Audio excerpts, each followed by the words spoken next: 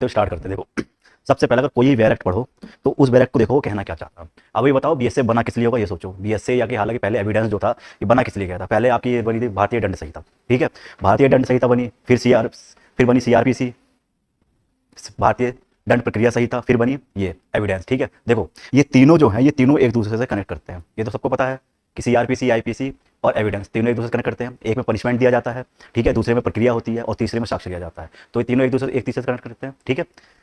ना सीआरपीसी के बिना एविडेंस पूरा है, ना एविडेंस के बिना आईपीसी पूरा है, ठीक है। अगर आप पनिशमेंट दे रहे हो तो किस बेस पे दे रहे हो, ठीक है। तो प्रक्रिया वहां दी गई है सीआरपीसी में कि उसका विचारण कैसे किया जाएगा, और जब विचारण कर रहे हो तो किस पे कर रहे हो, आपके पास तथ्य क्या है, किस तथ्य पे आप विचारण कर रहे हो उसका, समझे।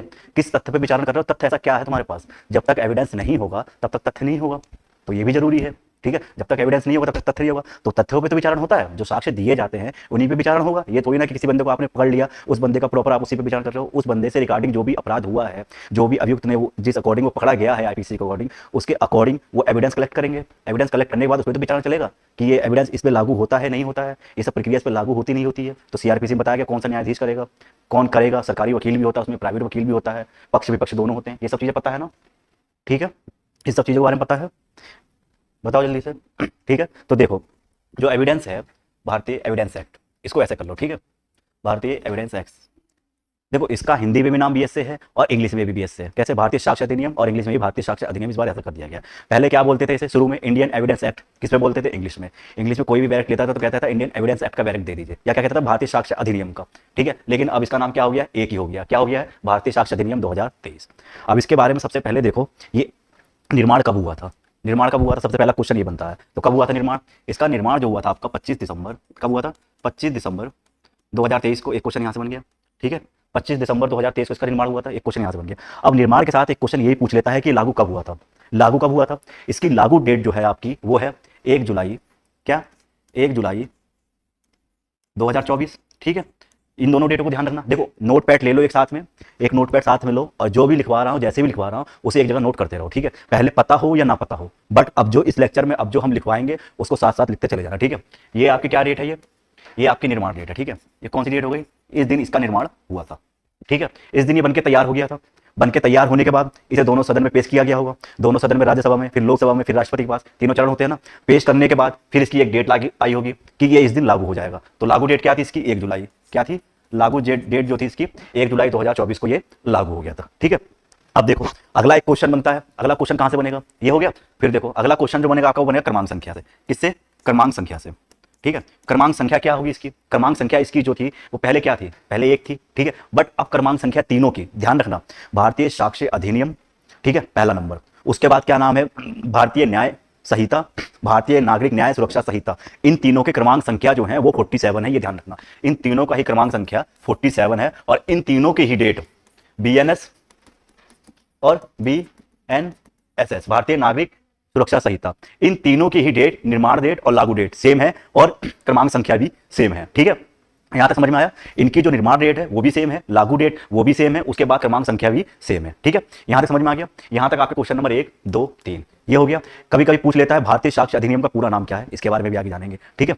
ये समझ में आ गया यहां तक। अब देखो, अब इसका जो अगला है ये लिख लिया, ये निर्माण डेट और लागू डेट और क्रमांक संख्या लिख ली होगी सबने, इसे साफ कर रहे हैं हम। देखो इसे हटाते हैं, लिख लिया ना, आगे बढ़े। देखो अब हम आगे इसके लिखते हैं, ये हो गया। अब जो हमारा मेन टॉपिक है वो है इसमें अध्याय, ठीक है। क्या, इसके अध्याय कितने हैं। देखो शुरू में जो भारतीय साक्ष्य अधिनियम मतलब इंडियन एविडेंस एक्ट, उसमें कितने अध्याय थे, उसमें 11 अध्याय थे, ठीक है। 167 सेक्शन थे और 3 भाग थे, सबको पता है, ठीक है। क्वेश्चन उत्तराखंड में भी बनता है, क्वेश्चन बिहार में भी बनता है, क्वेश्चन यूपी में भी बनता है। किस हिसाब से कि भारतीय साक्ष्य अधिनियम में कितने अध्याय, कितने भाग और कितनी धाराओं में बटा हुआ है। ये क्वेश्चन अगर पेपर देने जाओगे या प्रीवियस ईयर का पेपर उठाओगे तो ये क्वेश्चन जरूर पाओगे। ये क्वेश्चन जरूर ही उसमें लिखा होगा कि भारतीय साक्ष्य अधिनियम कितने अध्याय, कितनी धाराओं और कितने भाग में बटा हुआ है। तो ये सबको जानना चाहिए, ठीक है। जो हमारा पहला था, जो इंडियन एविडेंस एक्ट था, इंडियन एविडेंस एक्ट, ठीक है, उसमें चैप्टर कितने थे, उसमें जो आपके चैप्टर थे वो थे आपके 11 चैप्टर थे, ठीक है। और सेक्शन कितने थे, सेक्शन आपके थे 167, ठीक है। उसके बाद सेक्शन के बाद क्या आता है, भाग, क्या भाग, पार्ट, कितने पार्ट, पार्ट कितने थे इसके, पार्ट थे इसके 3, 3 पार्ट में बटा हुआ था, ठीक है। ये हमने किसके बारे में बात की,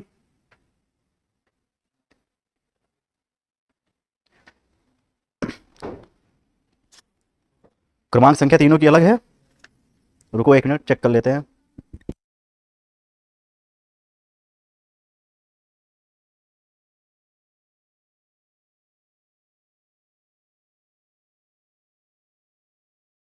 हाँ क्रमांक संख्या अलग है, हाँ इस बात का ध्यान रखना। वो सॉरी इस माइंड स्लिप हो गया था, क्रमांक संख्या अलग है, ठीक है ना। 45, 46, 47, ठीक है ईशा। ईशा तो स्लिप हो गया था माइंड से, क्रमांक संख्या तीनों की अलग है, ठीक है, ये ध्यान रखना, क्रमांक संख्या तीनों की अलग है। तीनों की अलग कैसे है? एक की 47 है, 47 किसकी है? हमने इसकी देख ली, ठीक है ना। उसके बाद आयशा अभी तक नहीं आई है। 47 किसकी है? अरे यार छोड़ोगे मामा, किसकी है देख ली, ठीक है। हाँ क्रमांक संख्या अलग है, ठीक है।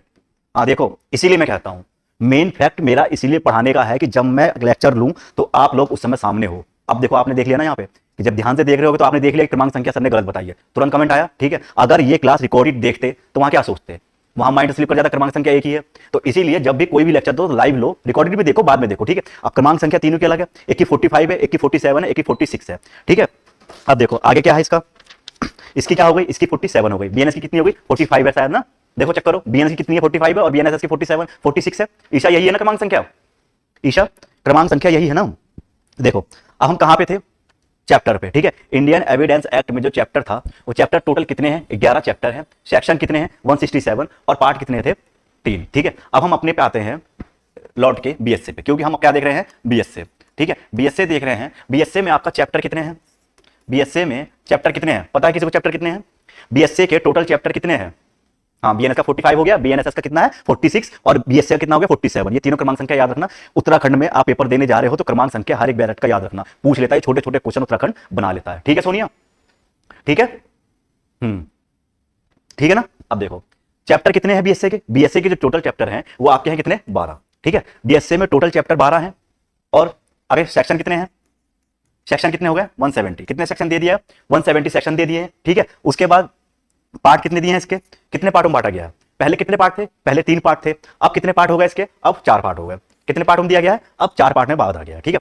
यहां तक देख लिया हमने कि एविडेंस में पहले क्या क्या था, चैप्टर कितने थे, पार्ट कितने थे, सेक्शन कितने थे, ठीक है। उसके बाद हमने देख लिया बीएसए में, बीएसए में क्या देखा हमने? चैप्टर कितने हैं, सेक्शन कितने हैं, और पार्ट कितने हैं। इसमें कितने हैं? 12 चैप्टर हैं, 170 सेक्शन है, और 4 पार्ट है। यहां से एक क्वेश्चन आपका तैयार हो गया, ठीक है। डायरेक्ट देखते चले जाना, यहां से भी एक क्वेश्चन तैयार हो गया।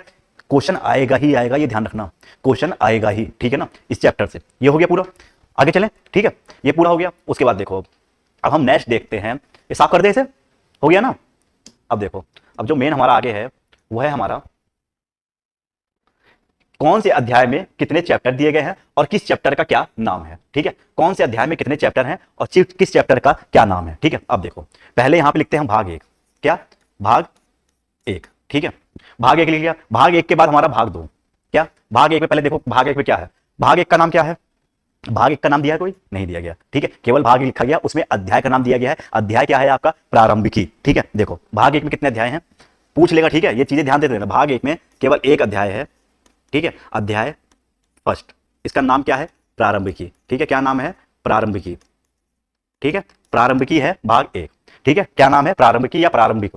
प्रारंभिकी या प्रारंभिक, ठीक है। प्रारंभिकी या प्रारंभिक, ये इसका नाम हो गया, ठीक है। मतलब यहां से ये प्रारंभ होता है, ठीक है। यहां तक समझ में आ गया। उसके बाद देखो भाग 2, अब क्या देखेंगे हम? अब देखेंगे अपना भाग 2। अब भाग 1 का सेक्शन क्या क्या है? जिस तरीके से टेबल बना रहा हूं ना, उसी तरीके से टेबल एक बार रफ कॉपी में बना लेना, ठीक है ना। जिस तरीके से टेबल बन रही है यहाँ पे ध्यान देते रहना। भाग 1 में सेक्शन कितने हैं ये ध्यान देना। सेक्शन आपका 1 और 2, कितने सेक्शन हैं? 2 सेक्शन हैं भाग 1 में, ठीक है। अब देखो अब भाग 2 आ जाओ, भाग 2, भाग 2। अब भाग 2 का नाम क्या है? भाग 2 का नाम क्या है? तथ्य के संबंध में। भाग 2 का क्या नाम हो गया? भाग 2 का नाम आपका हो गया तथ्य के संबंध में। अध्याय दिया गया, भाग का नाम नहीं दिया गया, ठीक है। इसमें भी केवल भाग 2 दिया गया है। इसमें जो अध्याय है आपका, अध्याय कौन से? इसमें कितने अध्याय हैं? इसमें बताओ, इसमें जो अध्याय हैं कितने हैं? बताओ जल्दी से। इसमें भी केवल एक अध्याय है, कौन सा अध्याय? अध्याय 2, अध्याय 2। और इसका नाम क्या है? तथ्य की सुसंगति। क्या नाम है इसका? तथ्य की सुसंगति, ठीक है। सुसंगति ये नाम है इसका, ठीक है। ये ध्यान देना, पूछ लेगा तथ्य की सुसंगति के संबंध में कौन से अध्याय में दिया गया है।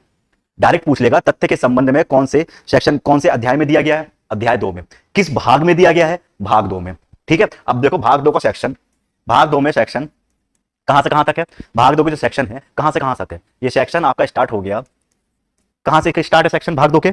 भाग 2 का जो सेक्शन है वो है आपका तथ्य 3 से लेके 50 तक। कहां से? सेक्शन 3 से कहां? सेक्शन 3 से 50 तक। यहां तक समझ में आ रहा है? यस या नो करो जल्दी से। ये जो चीजें पढ़ा रहा हूं ये समझ में आ रही हैं? जल्दी यस या नो करो फिर आगे बढ़े। ईशा और सोनिया जल्दी बताओ, ये समझ में आ रहा है ना? इस तरीके से आसान लग रहा नहीं लग रहा है? इस तरीके से आसान लग रहा है नहीं लग रहा? जल्दी ईशा बताओ फिर आगे बढ़े। देखो भाग 1 भाग 2 हमने अभी तक एविडेंस के 2 भाग देखे, भारतीय साक्ष्य अधिनियम के 2 भाग देखे। पहले भाग में अध्याय दिया गया है प्रारंभिक, ठीक है? प्रारंभिक में क्या दिया गया? 2 सेक्शन दिए गए। पूछ लेगा प्रारंभिक में क्या दिया गया, कितने सेक्शन है? 2 सेक्शन है। पहला बताता है और दूसरे परिभाषा खंड इस बार दे दिया गया, पता है? उसके बाद क्या है? भाग 2। भाग 2 में क्या है? अध्याय 2। भाग 2 का नाम नहीं दिया गया लेकिन उसमें अध्याय जो है उसका नाम दिया गया, ये ध्यान रखना। अगर पूछ ले भाग 2 का नाम क्या है, अगर पूछ ले एग्जाम में कि भारतीय साक्ष्य अधिनियम में भाग 2 का नाम क्या है, तो बहुत बच्चे क्या लगा के आएंगे? तथ्य की सुसंगति के संबंध में। तथ्य की सुसंगति के संबंध में, जबकि ये भाग 2 का नाम नहीं है। ये भाग 2 में जो अध्याय दिया गया है उसका नाम है। भाग 2 में जो अध्याय 2 दिया गया है उसका नाम है तथ्य की सुसंगति, ठीक है? भाग का नाम नहीं दिया गया, ना ही भाग 1 में भाग का नाम दिया गया। ये ध्यान रखना, पार्ट 1 में नाम नहीं दिया गया, पार्ट 2 में नाम नहीं दिया गया। इनमें जो चैप्टर है उनका नाम दिया गया। यहां तक बात समझ में आई नहीं आई? यहां तक बात समझ में आई नहीं आई? अगर इस लेक्चर को ध्यान से देखोगे ना, क्वेश्चन अपने आप निकलना स्टार्ट हो जाएंगे, ठीक है ना? डायरेक्ट अभी थोड़ी देर स्टार्ट करेंगे, पहले इसकी जनरल बातें समझ लें। पहले इसकी जनरल बातें देख ले जहां से क्वेश्चन बन सकते हैं। अब देखो, अब आपका अगला आ गया भाग 3। क्या है? भाग 3। अब देखो भाग 3 का नाम क्या है? भाग 3 का नाम दिया हुआ है नहीं दिया? पहले ये बताओ। भाग 3 का नाम दिया गया है। अब अपने बैरक में जब भाग 3 खोलोगे तो वहां ऊपर देखोगे भाग 3 के नीचे दिया गया सबूत के बारे में, उसके बाद दिया गया अध्याय। देखो ईशा बताओ जल्दी, जब बैरक में भाग 3 खोलो, बैरक लेके बैठे हो नहीं बैठे? पहले मुझे बताओ, तुम दोनों के पास बैरक है इस समय? नहीं है? यस या नो में जल्दी रिप्लाई करो। यस या नो में जल्दी रिप्लाई करो। बैरक इस समय है नहीं है? कहां गए दोनों? ईशा और आयशा बताओ जल्दी। सोनिया बैरक है ना पास में? बैरक लेके बैठे हो ना? यहां तक सारी चीजें क्लियर हैं, ठीक है? अब देखो, अगर पूछ ले भारतीय साक्ष्य अधिनियम में पार्ट 3 का नाम क्या है, तो पार्ट 3 का नाम हमें दिया गया है। भारतीय साक्ष्य अधिनियम में पार्ट 3 का नाम दिया गया है। पार्ट 3 का नाम क्या है? सबूत के विषय में। क्या है भाग 3 का? सबूत के विषय में। क्या नाम दिया गया? सबूत के विषय में, ठीक है? सबूत के विषय में। अब देखो इसमें अध्याय कौन कौन सा है? इसमें कितने अध्याय हैं? इसमें अध्याय हैं 3, 4, 5, 6, ठीक है? कितने अध्याय से थोड़ा छोटा कर लेते हैं। कितने अध्याय हैं?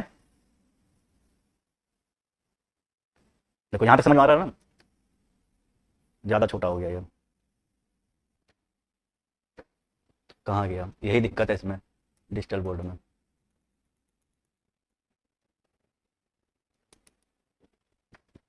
देखो अब इसमें सेटिंग करने में दिक्कत आती है, फिर देखो हट गया।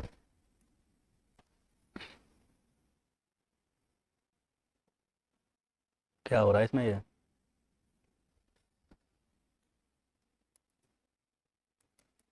देखो यहां देख लो, यहां तो दिख रहा है ना? इतना ही करते, इसमें ज्यादा करेंगे ना फिर ये परेशान करेगा।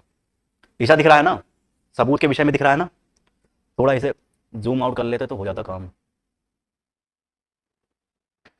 फिर हट गया। यहीं करते हैं, इसे यहीं बड़ा करते हैं। परेशान कर दिया इन्हें तो आज, क्या कर रहे हो? देखो भाग 3 ऐसे ले लेते हैं नेक्स्ट पेज पे, ठीक है ना? नेक्स्ट पेज पे ले लेते हैं भाग 3। भाग 3, ठीक है? भाग 3 लेंगे। अब भाग 3 को कितने अध्याय में बांटा गया? क्या है भाग 3 का नाम? भाग 3 का नाम है आपका सबूत के विषय में। किसमें? सबूत के विषय में, ठीक है? सबूत के विषय में दिया गया है। भाग 3 जो है वो सबूत के विषय में दिया गया है, ठीक है?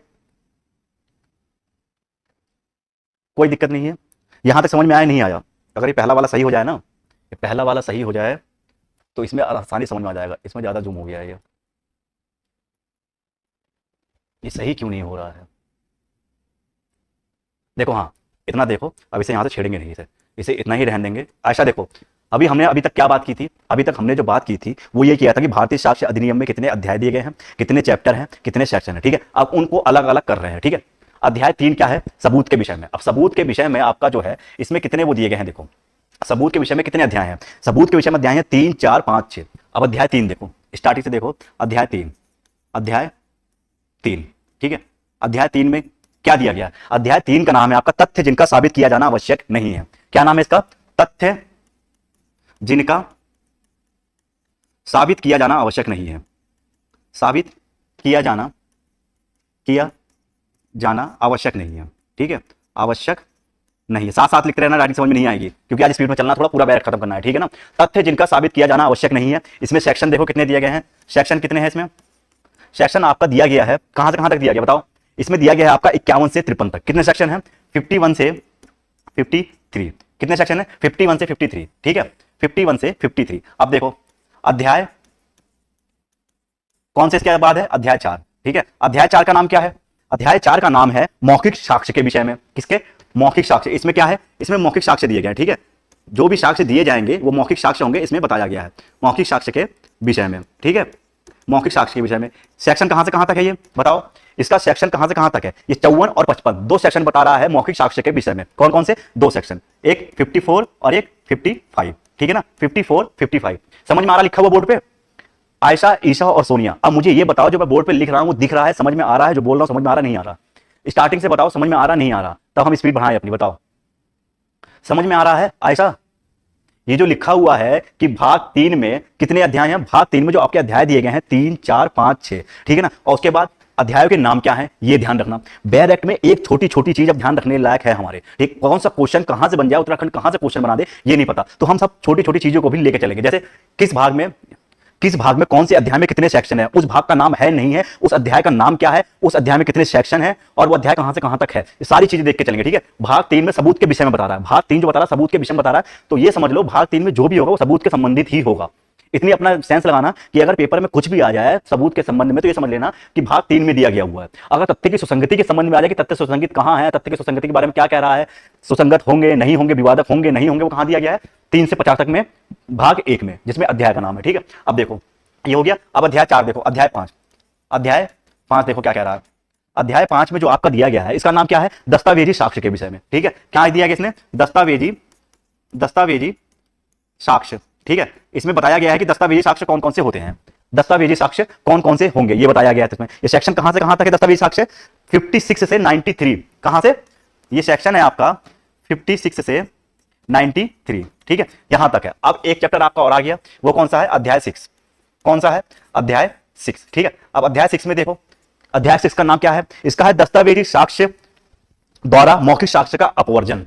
मतलब जो दस्तावेजी साक्ष्य हैं वो मौखिक साक्ष्य में कब परिवर्तित या उनका अपवर्जन किया जा सकता है, कहां से कहां तक बताया गया है? ये बताया गया है 94 से 103 तक।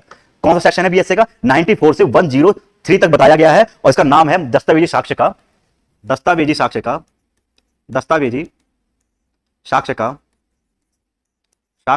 मौखिक साक्ष्य में अपवर्जन। मौखिक साक्ष्य में अपवर्जन क्या है?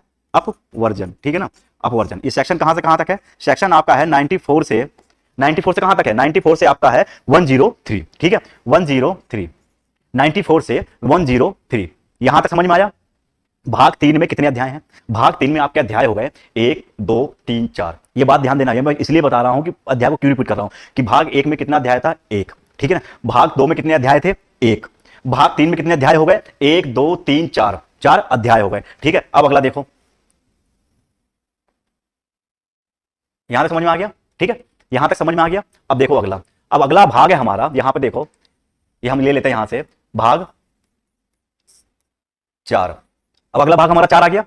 भाग 4 के बारे में देखेंगे, हमने भाग 1 देख लिया, भाग 2 देख लिया, भाग 3 देख लिया। अब हम क्या देख रहे हैं? भाग 4। अब भाग 4 में कितने अध्याय हैं, कहां से कहां तक है? जैसे कि 12 अध्याय आपको दिया गया है, भाग 4 में 12 अध्याय दिए गए हैं, तो 12 अध्याय में से भाग 4 में कितने अध्याय? हमने कितने अध्याय देख लिए अभी तक?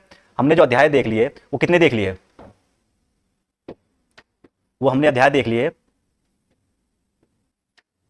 फिर से यही हो गया इसमें, आज ये डिस्टर्ब कर रहा है। देखो भाग 3 तक देख लिया, ठीक है। अब हम देखेंगे भाग 4। क्या देखेंगे? भाग 4, ठीक है। भाग 4 में क्या है? भाग 4 को हम अलग से लिख लेते हैं क्योंकि इसमें बहुत सारे अध्याय हैं, ठीक है। भाग 4। अब भाग 4 का नाम क्या है? जो पार्ट 4 है, पार्ट 4 है, इसका नाम क्या है? इसका नाम है साक्ष्य पेश किए जाना और प्रभाव। मतलब जो साक्ष्य पेश किया जा रहा है वो कहां पेश किया जाएगा? भाग 4 के अंतर्गत जितने अध्याय हैं उसमें, और उसका प्रभाव क्या होगा वो भी भाग 4 में बताया गया। तो इसमें क्या बताया गया है? साक्ष्य का पेश किया जाना, साक्ष्य पेश किया जाना और प्रभाव। इसका अध्याय का नाम यही हो गया, और प्रभाव, ठीक है, और प्रभाव। इसका नाम हो गया भाग 4 का। आई बात समझ में? भाग 4 का नाम हो गया साक्ष्य पेश किया जाना और प्रभाव। अब देखो इसमें अध्याय देखेंगे, क्या इसमें अध्याय देखेंगे? हमने कितने अध्याय देख लिए अभी तक? हमने जो अध्याय देख लिए भाग 3 में 6 अध्याय देख लिए, 6 अध्याय तक देख लिए। तो ऑब्वियसली बात है यहां पे जो अध्याय होगा वो कौन सा होगा? चैप्टर 7। अब चैप्टर 7 का नाम क्या है ये बताओ? चैप्टर 7 का नाम है सबूत के विषय में। क्या नाम है? सबूत के विषय में, सबूत के विषय में, ठीक है, सबूत के विषय में। अब सेक्शन कहां से कहां तक है? पहले हमने कहां से देखा था? सेक्शन 6 चैप्टर 6 में कहां से 93 से कहां तक देखा था? 94 से 103 तक देखा था। अब नेक्स्ट स्टार्ट होगा हमारा कहां से? 104 से कहां तक है ये? 104 से 120 तक। कहां तक है? 120 तक, ठीक है। सेक्शन कहां से कहां तक हो गया? 104 से 120 तक। अब देखो अगला अध्याय क्या है? अध्याय 8। अध्याय 8, अध्याय 8 में आपका क्या बता रखा? अध्याय 8 में जो चैप्टर है वो क्या है? विबंध। क्या नाम है इसका? विबंध, ठीक है, विबंध। विबंध का सेक्शन कहां से कहां तक है? विबंध का जो सेक्शन है आपका स्टार्ट होगा 121 से 21, 22, 23। इसमें 3 सेक्शन है, तो ये कहां तक हो गया? 121 से 123 तक, 123 तक, ठीक है। फिर नेक्स्ट चैप्टर है हमारा अध्याय कितना? 9। अध्याय 9 का क्या नाम है? चैप्टर 9 का जो नाम है आपका साक्षियों के विषय में। क्या नाम है चैप्टर 9 का? साक्षियों के विषय में, ठीक है। जो साक्षी होंगे उनके संबंध में है, साक्षियों के विषय में, विषय में। अब इसमें बताओ सेक्शन कहां से कहां तक है? ये सेक्शन कहां से कहां तक है? 123 के बाद 124 स्टार्ट होगा। 124 से कहां तक है ये? 124 से 139 तक। कहां तक? 139 तक, ठीक है। उसके बाद अगला अध्याय कौन सा आ गया? अध्याय 10। अध्याय 10 क्या कह रहा है? चैप्टर 10 क्या कह रहा है? चैप्टर 10 कह रहा है आपका साक्षियों की परीक्षा के विषय में। पहले हमने क्या देखा? साक्षियों के विषय में। फिर हम क्या कर रहे हैं? जब साक्षी आ गए तो उनकी परीक्षा करेंगे, ठीक है। जब साक्षी आ गए तो उनकी परीक्षा करेंगे। परीक्षा के बारे में कहां दिया गया है? चैप्टर 10 में, साक्षियों की परीक्षा के विषय में, साक्षियों के परीक्षा के विषय में, परीक्षा के विषय में, ठीक है। सेक्शन क्या है इसका? इसका जो सेक्शन आपका स्टार्ट हो जाएगा 140 से कहां तक? 140 से स्टार्ट होगा 168 पे जाके समाप्त होगा, 168 पे, ठीक है। अगला अध्याय 11 क्या है? चैप्टर 11। चैप्टर 11 में क्या दिया हुआ है? चैप्टर 11 का नाम है आपका साक्षियों के अनुचित ग्रहण और अग्रहण के बारे में। जो साक्ष्य होंगे उनके अनुचित ग्रहण, मतलब उन्हें कब ग्रहण किया जा सकता है, अब कब ग्रहण नहीं किया जाता है, ठीक है। उसके बारे में चैप्टर 11 बता रहा है। क्या? साक्ष्य के, साक्ष्य के अनुचित ग्रहण, अनुचित ग्रहण और अग्रहण के संबंध में, अग्रहण के संबंध में। सेक्शन कौन सा हो गया आपका? इसमें कितने सेक्शन है? इसमें आपका एक सेक्शन है, कौन सा? 169। कौन सा? 169। अब यहां पे देख लो, अब यहां से हम इसको लेके आ जाएंगे। यहां पे देखो अध्याय क्या है? अध्याय 12। कितने अध्याय थे इसमें? कितने अध्याय थे? अध्याय 12, 12 अध्याय थे ना। लास्ट अध्याय है, उसमें क्या दिया गया है? उसमें दिया गया आपका निरसन। क्या है? निरसन, निरसन। और सेक्शन क्या है? सेक्शन आपका 170। अब देखो इसमें कितने चैप्टर हैं?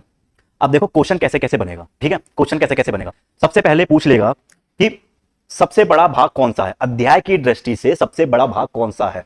बताओ कौन सा, किस अध्याय में सबसे ज्यादा चैप्टर है? बताओ कमेंट करके जल्दी से। अभी तक जो हमने देखा अध्याय 1, अध्याय 2, अध्याय 3, अध्याय 4, भाग 4, मतलब चारों भागों को देख लिया। चारों भागों में हमने अध्याय देख लिया कि किस भाग में कितने अध्याय हैं, ठीक है। किस भाग में कितने अध्याय हैं, किस भाग में कितने अध्याय, ये देख लिया था हमने, ठीक है। जल्दी बताओ कौन सा बड़ा होगा? देखो ये देखा था ना हमने, ये देखा था हमने। अध्याय 1 में केवल एक, पार्ट 1 में केवल एक ही अध्याय है, पार्ट 2 में केवल एक अध्याय है, पार्ट 3 में कितने अध्याय हो गए? 1, 2, 3, 4, 4 चैप्टर पार्ट उसमें हो गए। अब देखो अगला क्या था, उसके बाद क्या कह रहा है? उसके बाद कह रहा है पार्ट 4 में कितने अध्याय हो गए? 1, 2, 3, 4, 5 और 6। तो इस हिसाब से सबसे बड़ा जो भाग है वो कौन सा है? सबसे बड़ा चैप्टर 2। देखो चैप्टर की बात नहीं कर रहा हूं यहां पे ईशा, चैप्टर की बात नहीं कर रहा हूं, सेक्शन वाइज चैप्टर तो हम देखेंगे, लेकिन मैं यहां पे सबसे बड़े पार्ट की बात कर रहा हूं कि सबसे बड़ा पार्ट कौन सा है अध्याय की दृष्टि से, कि सबसे ज्यादा अध्याय किसमें दिए गए हैं, ये बताओ। चैप्टर 2। देखो तुम सब चैप्टर 2 पे आके अटक चुके हो, क्योंकि चैप्टर 2 में तुमने देखा है 3 से 50 तक है, तो सोच रहे हो सेक्शन की दृष्टि से सबसे बड़ा यही है, ठीक है ना। मैं उसकी बात नहीं कर रहा हूं। अगर पेपर में क्वेश्चन आ गया कि सबसे बड़ा भाग कौन सा है अध्याय की दृष्टि से, कि सबसे ज्यादा पार्ट अध्याय किसमें दिए गए हैं, किस भाग में, मैं ये पूछ रहा हूं किस भाग में सबसे ज्यादा अध्याय दिए गए हैं। अभी अध्याय लिखवाए हैं ना, जो चैप्टर हैं वो किस पार्ट में सबसे ज्यादा हैं? चैप्टर वाइज है, वो कौन सा पार्ट सबसे बड़ा है जो चैप्टर वाइज है? हाँ, अब आया ना पार्ट 4। पार्ट 4 में कितने चैप्टर हैं? पार्ट 4 में आपके हैं 1, 2, 3, 4, 5, 6 चैप्टर हैं। और अगर आपसे ये पूछ ले कि सबसे छोटा अध्याय कौन सा है, अब बताओ सबसे छोटा अध्याय कौन सा है, बताओ। जिसमें सेक्शन, मतलब चैप्टर पूछ रहा हूं मैं, इस सबसे छोटा चैप्टर कौन सा है? देखो पहला चैप्टर है जिसमें 2 सेक्शन दिए गए हैं, ठीक है ना। उसके बाद जो अगला चैप्टर उसमें 3 से 50, इसमें ज्यादा सेक्शन है, फिर सब में किसी में 2 दिए गए, किसी में 3। लेकिन जब एंड में आओगे चैप्टर 11, चैप्टर 12, चैप्टर 11 में आपका 169 केवल एक सेक्शन है, जबकि चैप्टर 12 में 170 एक चैप्टर है, ठीक है ना। देखो चैप्टर 1 नहीं है, चैप्टर 1 नहीं है, यही चीज, इसी चीज को कराने के लिए मैं यहाँ पे अब इसका रैपिड रिवीजन ले रहा हूं। यहां गलत हो रहे हो ना, इन सबको लिख लेना। जरा अध्याय 11 पे जाओ, अध्याय 11 पे जाओ जरा एक बार, उसमें देखो कितने सेक्शन है। ईशा अध्याय 11 खोलो, उसमें देखो कितने सेक्शन है। एक सेक्शन है ना, जबकि आप बोल रहे हो कि चैप्टर 1 सबसे छोटा है। चैप्टर 1 में कितने सेक्शन है? 2 सेक्शन है। चैप्टर 1 में कितने सेक्शन है? 2। वो तो सबसे छोटा होने से रहा, वो तो सबसे छोटा होने से रहा। और जबकि हम अध्याय 11 में जाएंगे तो वहां हम देखेंगे केवल एक सेक्शन है 169। अध्याय 12 में जाएंगे तो वो सेक्शन, वो अध्याय और सेक्शन दोनों निरसित हो चुके हैं। क्या लिखा है? निरसन, मतलब दोनों निरसित हो चुके हैं, हटाया गया है इन्हें। तो उस दृष्टि से अगर हम देखेंगे हमारा सबसे छोटा अध्याय कौन सा है, अब बताओ? 11 है ना। देखो सोनिया ने सही पकड़ा, सेक्शन चैप्टर 11 ये सबसे छोटा, ये लिख लेना, ठीक है ना। उसके बाद अगर हम सबसे बड़े अध्याय की बात करें तो सबसे बड़ा अध्याय कौन सा है? ये क्वेश्चन आते हैं, ये क्वेश्चन सुनने में सिली क्वेश्चन लग रहे होंगे कि सर कैसे क्वेश्चन बता रहे हैं, लेकिन यही क्वेश्चन आपको रे से बाहर कर सकते हैं। अगर ध्यान नहीं दोगे वहां पे यही क्वेश्चन गलत हो जाते हैं। देखो बैरक के अंदर तो सब रखते हैं, बैरक के अंदर तो सब देखते हैं क्या क्या दिया गया है, लेकिन जो बैरक को पकड़ के उसमें देखता है कि हाँ इन सब चीजों को पहले देख लो, बैरक पढ़ने से पहले कौन सा सेक्शन क्या कह रहा है, कौन सा चैप्टर का क्या नाम है, पार्ट का क्या नाम है, कितने अध्याय दिए गए हैं, कितने पार्ट दिए गए हैं, कितने सेक्शन दिए गए हैं, कौन सा सेक्शन निश्चित है, ये बैरक खोलने के बाद सबसे पहले इन्हें लिखो। सेक्शन पढ़ने से पहले सबसे पहले इन्हें लिखो। जब इन्हें लिख लोगे ना तो आधा बैरक ऐसे कंप्लीट हो जाएगा। 3-4 क्वेश्चन तो यहीं से कंप्लीट हो जाएंगे। अभी तक हमने बैरक तो नहीं खोला, अभी तक मैंने बैरक खोला नहीं है ना, खोला नहीं है, और 1 घंटा होने वाला, बैरक अभी तक मैंने खोला नहीं है। केवल मैं आपको यही बता रहा हूं कितने अध्याय कितने चैप्टर, ये सब चीजें बता रहा हूं, है नहीं? ये बताओ। अब देखो सबसे छोटा अध्याय 11, सबसे बड़ा अध्याय कौन सा है? 3 से 50, चैप्टर 2। चैप्टर 2 है सबसे बड़ा, बताओ सबसे बड़ा जो है वो चैप्टर 2 है, नहीं है? या उससे बड़ा भी कोई अध्याय है? देखो एक में 3 से 50 तक दिए गए हैं, फिर चैप्टर 3 में 51 से 53 इसे हटा दो, 54 से 55 इसे हटा दो, 56 से 93 इसे हटा दो, इसमें नहीं हो सकता। 56 से 93 से कितने सेक्शन हो गए? 56 से 93 में कितने सेक्शन हो गए? जोड़ बताओ जल्दी से। उसके बाद 94 से 103 इसे हटा दो, 104 से 120 ये भी नहीं हो सकता, 121 से 123 ये भी नहीं हो सकता, 124 से 139 ये भी नहीं हो सकता, 140 से 168, 140 से 168, कुल मिला के टोटल कितने सेक्शन हो गए? 28 सेक्शन हो गए, जबकि इसमें 3 से 50 तक दिया गया, हटा दो इसे। उसके बाद 169 हो गए। अब देखो आपके पास बचा कौन सा? केवल 2 चैप्टर बचे हैं। कौन कौन से? एक बचा है आपका चैप्टर 2, और एक कौन सा चैप्टर है जिसमें ज्यादा सेक्शन दिए गए हैं? बताओ बताओ जल्दी से। इस नजरिए से अगर हम देखें तो हमारे पास सबसे बड़ा चैप्टर जो है तथ्य की सुसंगति, चैप्टर 2। सबसे छोटा चैप्टर जो है वो है साक्ष्यों की अनुचित ग्रहण और ग्रहण के बारे में, चैप्टर 11। ये ध्यान रखना, ये ध्यान रखना। यहां तक समझ में आया नहीं आया ये बताओ? यहां तक समझ में आया नहीं आया? बताओ बताओ जल्दी। ईशा, आयशा और सोनिया, यहां तक समझ में आया नहीं आया? जल्दी बताओ। आयशा क्लास नहीं कर रही क्या आज? चलो रिकॉर्डिंग देख लेंगे, बताओ जल्दी से।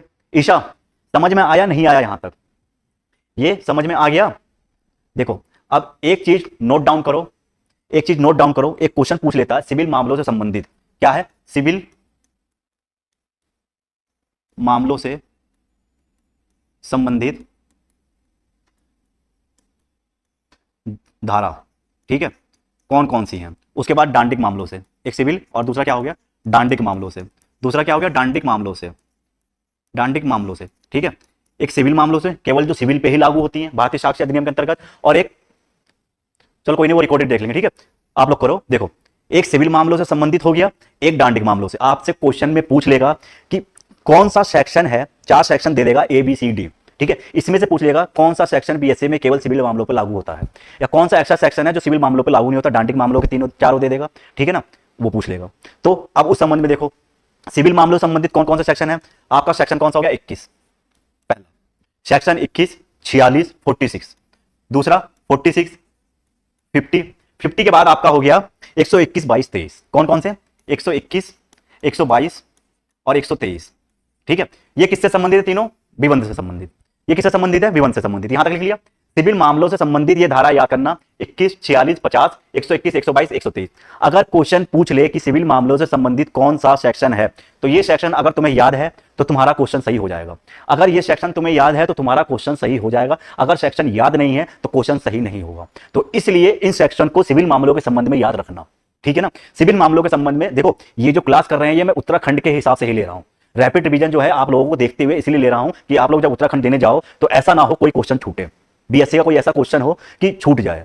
अगर ध्यान से करोगे तो मुझे नहीं लगता इससे बाहर कुछ आएगा, और बाकी कवर करवाएंगे, ठीक है ना। तो देखो क्या है ये 21, 46, 50, 121, 122, 123 इतने सेक्शन है जो सिविल मामलों से संबंधित हैं। अब देखो दूसरा डांडिक मामलों से 24 हो गया आपका, कौन सा? सेक्शन 24, सेक्शन 47, 24, 47, 48, 24, 47, 48, ठीक है। उसके बाद क्या हो गया 49, 49, 49 के बाद आपका हो गया 108, 108 के बाद हो गया आपका 115। ये क्या है, ये केवल डांडिक मामलों के संबंध में है। हाँ, ये सारे सेक्शन एविडेंस के ही हैं, ये सेक्शन एविडेंस के ही हैं। एविडेंस में कुछ सेक्शन ऐसे हैं जो केवल सिविल मामलों पे लागू होते हैं और कुछ सेक्शन ऐसे हैं जो केवल डांडिक मामलों पर ही लागू होते हैं, ठीक है ना। क्वेश्चन पेपर में क्या पूछेगा कि सिविल मामलों से संबंधित इनमें से कौन सा सेक्शन है, दे देगा 21, उसके बाद दे देगा 24, 48, 49, कौन सा सेक्शन है 21। पहले इंडियन एविडेंस एक्ट में 23 था, ठीक है ना, उस संबंध में आ गया इसे समझ में। ये सेक्शन जो है ये इंडियन एविडेंस एक्ट मतलब भारतीय साक्ष्य अधिनियम, अब एविडेंस भूल जाओ, अब बोलो भारतीय साक्ष्य अधिनियम, ये भी ध्यान रखना। एविडेंस हम और बीएसए की कौन से सेक्शन है, अच्छा इन दोनों में बताना है कि बीएसए का कौन सा सेक्शन है और एविडेंस का कौन सा सेक्शन है, ये पूछ रहे हो। अब समझ में आया, ये पूछ रहे हो कि बीएसए का कौन सा सेक्शन है और एविडेंस का कौन सा सेक्शन है, ठीक है। देखो बीएसए का जो सेक्शन है सीक्वेंस वाइज लिखना, ठीक है ना, सीक्वेंस वाइज लिखना, ये है इंडियन एविडेंस एक्ट के सेक्शन, ठीक है, जो यहां पे लिखूंगा, ठीक है। और ये किसके हैं, ये हैं आपके बीएसए के, ये किसके हैं, ये बीएसए के, ठीक है।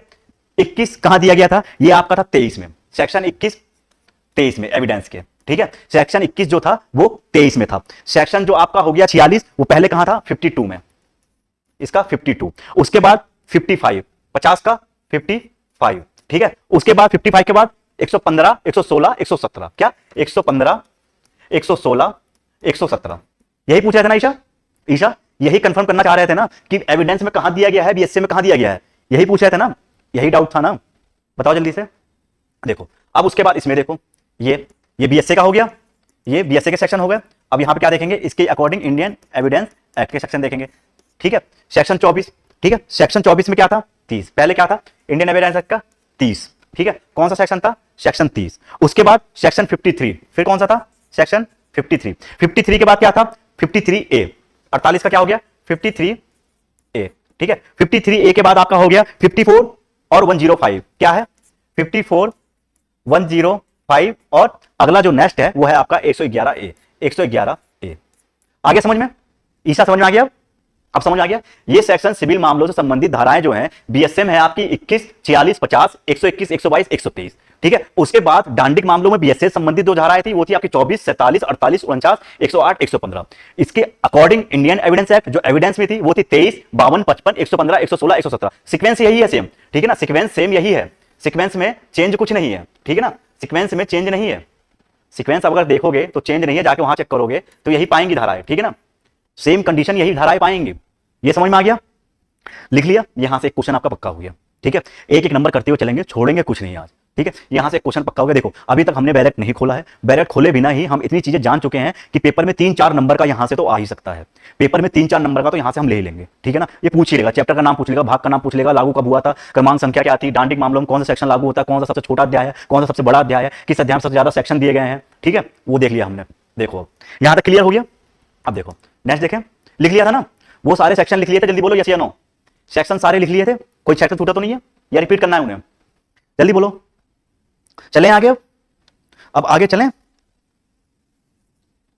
ठीक है।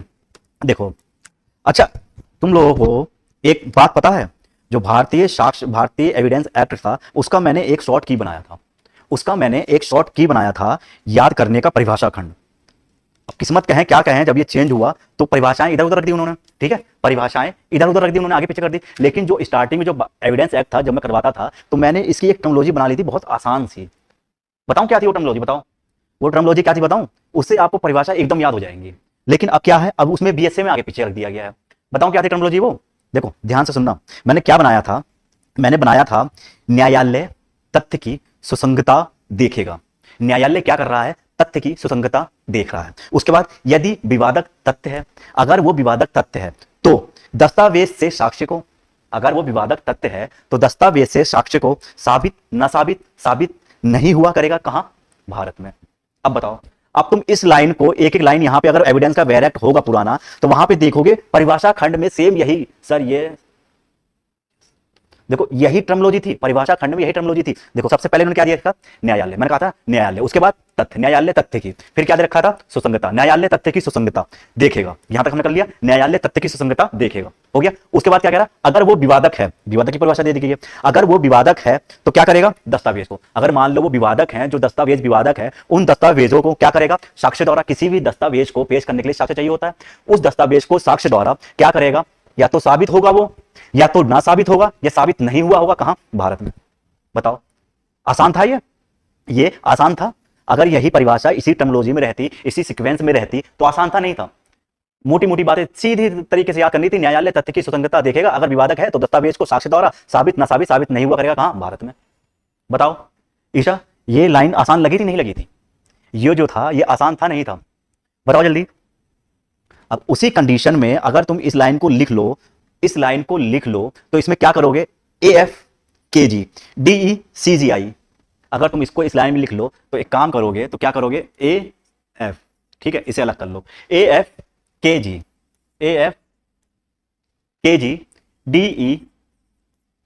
DEJCI, क्या, JCI, जो मैंने आपको परिभाषा खंड बताया था कि न्यायालय तथ्य की सुसंगता देखेगा, अगर विवादक है तो दस्तावेज को साक्ष्य द्वारा साबित ना साबित, साबित नहीं हुआ करेगा, साबित नहीं हुआ करेगा, कहां, भारत में। तो उसी टर्मिनोलॉजी में अब नई टर्मिनोलॉजी ये ऐड हो गई है, ठीक है। अगर याद कर लिया, AFKG DECGI DEJCI, देखो थोड़ा सा तो याद करना पड़ेगा, थोड़ा सा तो याद करना पड़ेगा, ठीक है ना। अगर परिभाषा खंड याद करना, पहले इन्होंने क्या कर रखा था, पहले इन्होंने परिभाषा खंड को पैरा में दिया हुआ था, ठीक है ना, पैरा में दिया हुआ था तो उसका अकॉर्डिंग डाल लिया था। अब इन्होंने क्या कर रखा है, परिभाषा खंड को ABCD में दे दिया गया। अगर वो लाइन जो मैंने बोली थी उसे लिखा है तो उस हिसाब से A में क्या दिया गया है, न्यायालय की परिभाषा, F में क्या दिया गया है, तथ्य की परिभाषा सुसंगता K में दी गई है, ठीक है, विवादक तथ्य G में दिया गया है, और D में दस्तावेज दिया गया है, E में साक्ष्य के साबित, और JCI में ये सेम वही टर्मिनोलॉजी है, सेम यही टर्मिनोलॉजी है इसमें भी। और इसके आगे जो आपकी 3 बची है ना, निश्चायक सबूत, उपधारणा, ये क्या है, नाम सुना होगा, एक नाम है BHL, क्या, BHL, क्या था ये, BHL मतलब निश्चायक सबूत, उपधारणा कर सकेगा, उपधारणा करेगा, क्या, इसका लगा लो, निश्चायक सबूत, निश्चायक सबूत, निश्चायक सबूत, उपधारणा क्या है, उपधारणा कर सकेगा, उपधारणा कर सकेगा, और इसका क्या है, उपधारणा करेगा, उपधारणा करेगा, ठीक है ना, उपधारणा करेगा। 3 हो गए।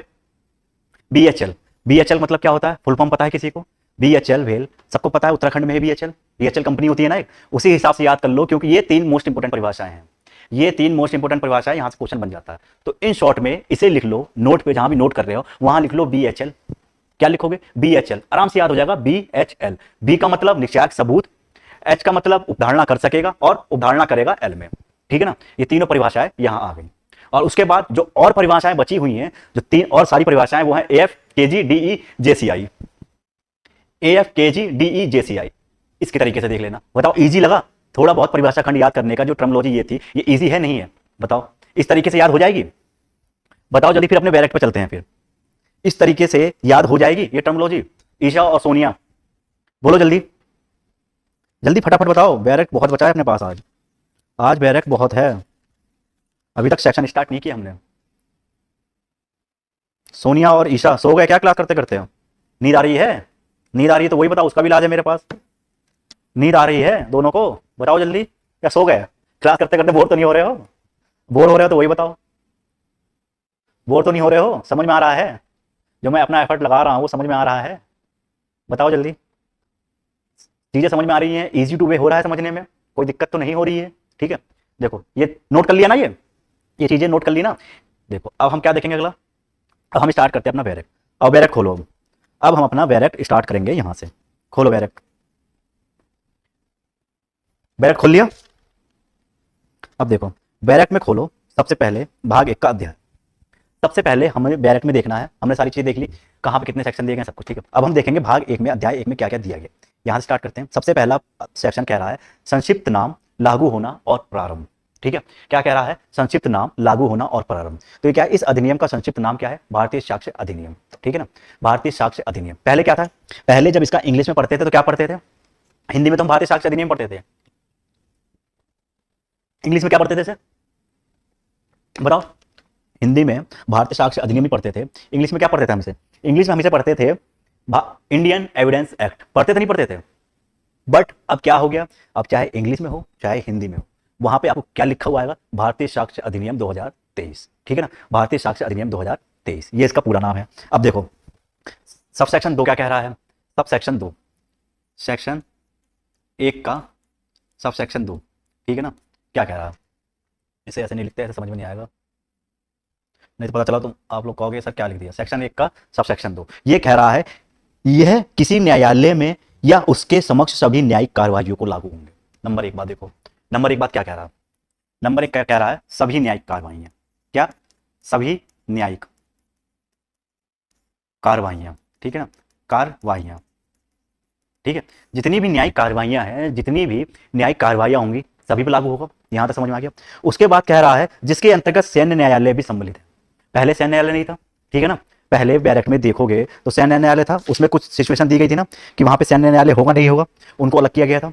कुछ न्यायालय ऐसे थे जो लागू होते थे, कुछ सैन्य न्यायालय ऐसे थे जो लागू नहीं होते थे, क्योंकि उनका अपना कंटेम्प्ट ऑफ कोर्ट का होता है, ठीक है। अभी क्या कह रहा है? जिसके अंतर्गत सैन्य न्यायालय भी, मतलब पहला ये हो गया, दूसरा क्या हो गया?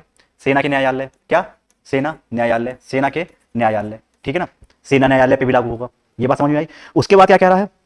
सम्मिलित है, किंतु ना तो यह किसी न्यायालय या अधिकारी के समक्ष प्रस्तुत किए गए शपथ पत्रों। अब देखो ये क्या कह रहा है? इन दोनों कंडीशनों में, इसमें और इसमें क्या है? लागू होगा, ठीक है ना, लागू होगा।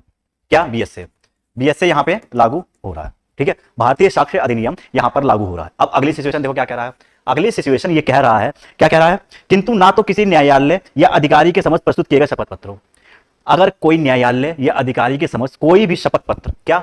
शपथ पत्र, शपथ पत्र, नंबर 1 बात, ठीक है ना, शपथ पत्र। उसके बाद क्या कह रहा है? ना ही किसी मध्यस्थ, दूसरा क्या कह रहा है? मध्यस्थ, ठीक है। अब देखो इन पे लागू नहीं होगा, इन पे लागू नहीं, ठीक है, क्या? बीएसए। आई बात समझ में? क्या कह रहा है? मैं इजी टू वे में समझा रहा हूं, जैसे आपने कभी एविडेंस पढ़ा ही नहीं, भारतीय साक्ष्य अधिनियम इससे पहले देखा ही नहीं, उस हिसाब से समझना है, ठीक है ना। देखो क्या कह रहा है, सेक्शन 1 पता चल गया, वहां पे पूरा नाम दिया गया, ठीक है, भारतीय साक्ष्य अधिनियम 2023 कहेंगे।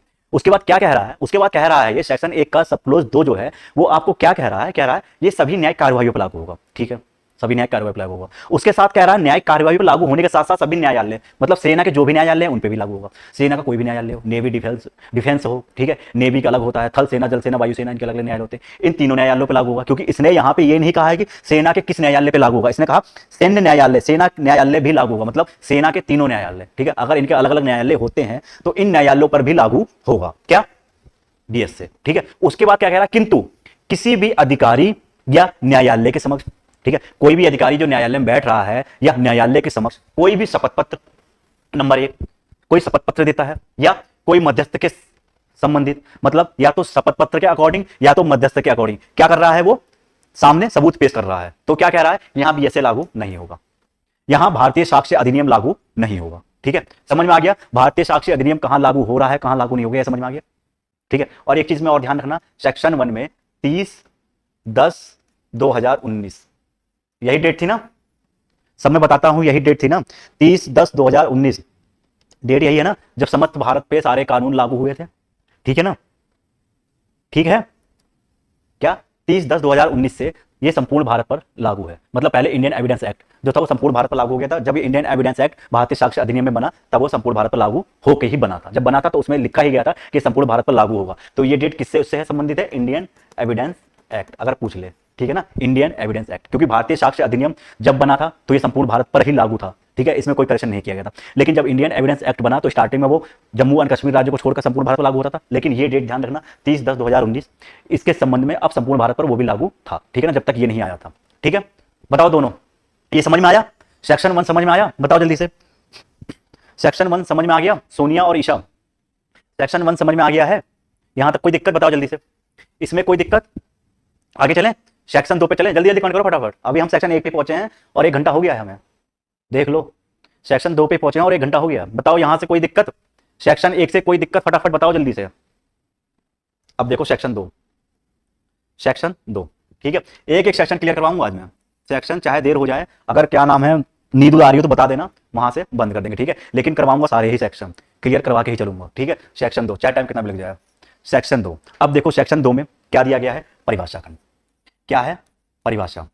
ठीक है, सेक्शन 2 में परिभाषा दिया गया है। इंडियन एविडेंस एक्ट में जो आपका परिभाषा खंड था वो कहाँ था? जल्दी बताओ, परिभाषा खंड कहाँ था? इंडियन एविडेंस एक्ट में जो परिभाषा खंड था वो कहाँ था? वो आपका कहाँ था? वो था सेक्शन 3 में। अब कहाँ दिया गया है? अब सेक्शन 2 में दिया गया है। ठीक है, अब देखो सेक्शन 2 में जो पहली परिभाषा है, ऐसे देखेंगे। ठीक है, परिभाषा है वो क्या है? न्यायालय। क्या है? न्यायालय। इस तरीके से करोगे ना, इस तरीके से आराम से याद होगा, क्योंकि अगर कोई भी चीज आप डायग्राम के अकॉर्डिंग करते हो ना तो आपके दिमाग में छप जाता है। ठीक है, अगर कोई भी चीज डायग्राम के अकॉर्डिंग करते हो, अगर डायरेक्ट ऐसे ही पढ़ने लगोगे तो याद नहीं होगा। अगर डायग्राम बना रखा है, डायग्राम के अकॉर्डिंग कर रहे हो कि हाँ ये चीज, जैसे मैंने पहले इससे पहले वाले सेक्शन में इसमें देखो डायग्राम बनाया था, इसमें देखो, इसमें डायग्राम बनाया था ना कि सभी न्यायिक कार्रवाइयां एक बना लिया था, उसके बाद बना दिया सेना न्यायालय, नीचे लिख दिया लागू नहीं। दोनों ध्यान से याद हो गए। शपथ पत्र मध्यस्थता लागू नहीं, इस पे लागू, इस पे लागू होगा, इस पे लागू नहीं होगा। बन गया सेक्शन 1 का सब क्लोज 2। ठीक है ना, उसी तरीके से इस पे देखेंगे। पहला न्यायालय लेंगे। न्यायालय की परिभाषा में देखो क्या कह रहा है। न्यायालय के अंतर्गत सभी न्यायाधीश और मजिस्ट्रेट तथा, पहले सबसे नंबर पहले देखो क्या है इसके अंतर्गत, सबसे पहले देखो क्या है न्यायालय के अंतर्गत क्या कह रहा है? कह रहा है सभी न्यायाधीश। नंबर 1 क्या है? न्यायाधीश। ठीक है, नंबर 2 क्या कह रहा है? मजिस्ट्रेट। क्या कह रहा है? मजिस्ट्रेट। पहला क्या कह रहा है? न्यायालय की परिभाषा के अंतर्गत सभी न्यायाधीश आएंगे और मजिस्ट्रेट आएंगे। ठीक है, तथा मध्यस्थों के सिवा, मतलब इसने क्या कह दिया, इसमें एक चीज कही है इनने, ये दोनों तो आएंगे लेकिन जो इसमें तीसरा क्लोज है ये क्या है? मध्यस्थ। क्या है? मध्यस्थ। मध्यस्थ के सिवाय, क्या बोला? मध्यस्थ के सिवा, मतलब इसमें मध्यस्थ नहीं आएगा। ठीक है ना, इसमें मध्यस्थ नहीं आएगा। इसके सिवा क्या आएगा? न्यायाधीश और मजिस्ट्रेट। मतलब क्या कह रहा है? न्यायाधीश और मजिस्ट्रेट दोनों आ रहा है, न्यायाधीश भी आएगा, मजिस्ट्रेट भी आएगा, लेकिन जो मध्यस्थ है उसको मना किया गया है कि मध्यस्थ नहीं आएगा। फिर क्या कह रहा है? मध्यस्थों के सिवाय साक्ष्य लेने के लिए वैध रूप से प्रकृत सभी व्यक्ति आएंगे। मतलब न्यायाधीश, इसे अधिकार है, ये आएगा। ठीक है ना, मजिस्ट्रेट ये आएगा। न्यायालय की परिभाषा के अंतर्गत दो चीज याद रखना, न्यायाधीश और मजिस्ट्रेट आएगा। अगर मध्यस्थ दिया गया है तो नहीं आएगा। पीटी में अगर पूछ ले कि न्यायालय की परिभाषा के अंतर्गत इनमें से कौन नहीं आता है, पहला न्यायालय, न्यायाधीश, दूसरा मजिस्ट्रेट, तीसरा ऑप्शन सी ए और बी दोनों, और चौथा क्या? मध्यस्थ। क्या लगाओगे आंसर? आंसर क्या लगाओगे? आंसर लगाओगे मध्यस्थ। क्या नहीं आएगा? मध्यस्थ, क्योंकि इसके सिवा, ठीक है, मध्यस्थ के सिवा मध्यस्थ नहीं आएगा। ठीक है, मध्यस्थ नहीं आएगा। समझ में आ गया? जो इसमें ये है मध्यस्थता, मध्यस्थ जो है ये इसकी परिभाषा के अंतर्गत नहीं आएगा, क्रॉस लगा देना। ठीक है, आगे समझ में? न्यायालय की परिभाषा इतनी थी, न्यायालय की परिभाषा समझ में आ गया। ठीक है, अब देखो अगली परिभाषा जो है हमारी वो क्या है?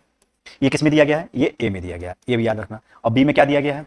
देखो बी में परिभाषा, दूसरी परिभाषा क्या दी गई है? दूसरी परिभाषा हमारी है निश्चायक सबूत। क्या है? निश्चायक सबूत। ठीक है, क्या बता रहा है? निश्चायक सबूत। ठीक है, निश्चायक सबूत। अब निश्चायक सबूत में देखो क्या कह रहा है? से अभिप्रेरित है कि जब इस अधिनियम द्वारा एक तथ्य को किसी अन्य तथ्य का निश्चायक सबूत घोषित कर दिया गया है। ठीक है, मानो, क्या मानो? इसमें क्या कह रहा है? मान लो इसके अंतर्गत ए और बी ये दोनों सबूत हैं। ठीक है, ये दोनों क्या किए गए हैं? कोर्ट में पेश किए जा रहे हैं। ये दोनों कोर्ट में पेश किए जा रहे हैं। ठीक है, उसके बाद क्या कह रहा है कि वो कह रहा है किसी अन्य तथ्य का निश्चायक सबूत घोषित कर दिया। एक तथ्य को किसी अन्य तथ्य का, मतलब जो ये तथ्य है, ठीक है, ये जो तथ्य है, ये तथ्य है, ठीक है, ये तथ्य है, तथ्य है, इस तथ्य को क्या कर दिया गया है? एक तथ्य ये हो गया, एक तथ्य ये हो गया, समझे? एक तथ्य ये हो गया, एक तथ्य ये हो गया, एक ए हो गया, एक बी हो गया। इसमें क्या कह रहा है?